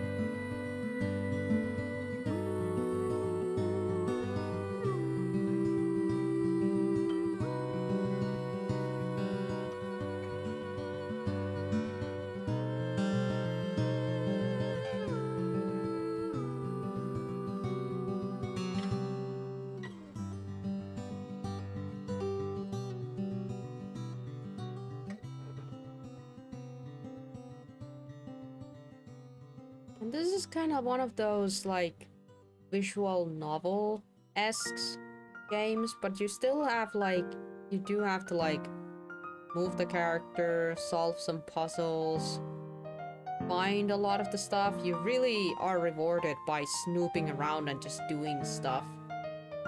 Presented with the fact that we just smashed that watermelon, just bongoed it and got a stamp out of it. Man, I just hope I had, like, bongoed the watermelon a little bit more back when I was, banging it, Was it in... I think it was in the freaking first episode. But I just didn't, like, I should have banked it a little bit more and might have gotten the stamp, but that was kind of funny to get a freaking stamp at the end. And even that, I was dropping heads up. I still like that there was slim to none of the casualties except Dad and Prescott. I mean, yeah, I feel like Prescott's death was like a shock value death, you know. We needed to have somebody die. And did we ever, like, even see what Mr. Prescott looked like? But it was effective. Even though we didn't technically know Prescott, we got to know him a little bit through bits and pieces of information. But yeah, the only thing we knew about Mr. Prescott was his freaking hand that Luca was holding at some point. A disembodied hand. Oh my goodness. And of course the Luca's dad. But Luca's dad we actually saw. Oh. Alright. Oh, we can still have like...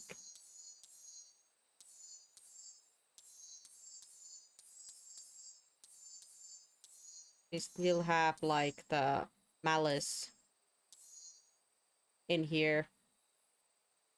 Malice and junk. I don't know. I don't know. I feel like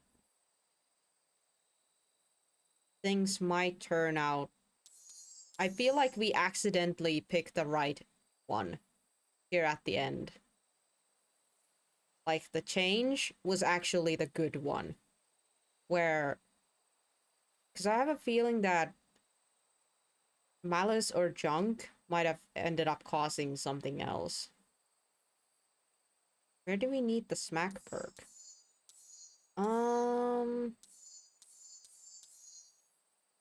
I guess it could have been one of those, because there were, like, some points in the story where we got to use, like, some... You know, we could have gotten, like, different kind of dialogue, maybe, but it wouldn't have changed the course. Because all of these are, like, things that can change the course of the story to something else. So, honestly, when it comes to malice and junk in here, they could just be that something else happens to Sharper and he... Like, one of these could be... Because this is the point where Sharper drinks the potion. Or the ooze. I feel like the malice could be... Maybe he just freaking dies. Just drops dead. I have been playing for 4 hours already, but I kind of want to...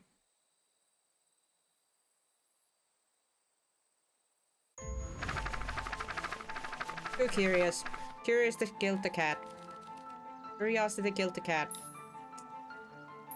Let's try malice. I might have tweaked his wonder potion with a little malice. I want to see if these change, like, drastically on what happens. Because we already saw the true ending, so now it's time to check these two options. Alice? The whiskey from his office? Yep. Dude has an unfinished glass on his desk. Figured it his grow juice could use a little hair off the hug. You can call me Sharper Valentine. His body and face began to contort and expand as he disappeared into a belching green mist.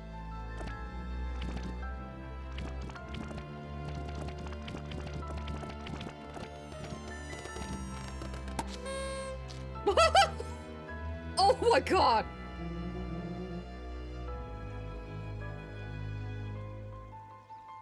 What the frick?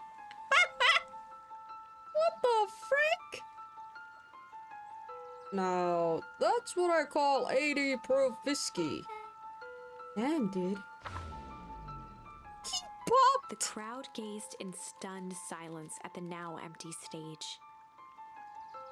Oh god, now I feel bad for his children. The quiet was broken when William Kerr sprinted off stage and into the distance. He was never seen around Beacon Pines or anywhere else for that matter again. Watching the silhouette of Kerr disappear over the horizon, Luca began to laugh. First, a low chuckle that became uncontrolled, heaving laughter. Through his tears, he was vaguely aware that the crowd had begun to laugh with him. The end. That was unexpected. Perhaps a bit of an absurd ending for my taste, but who am I to say? I'm only writing the damn thing. Okay. Let's try the junk. I might have tweaked his wonder potion with a little junk. Easter egg. It had to be an Easter egg. Can't wait to see the look on his face when he realizes he's drank his own cigarette ash. Ew. How did ashes get into the vial? It was pretty easy to mess with the vial when it was behind my back. Oh, that's sneaky. Well, it's a bad habit anyways. Always says bad habits are like 50 yards fields of gold. Huh? Hard to kick. You can call me Sharper Valentine. His body and face began to contort.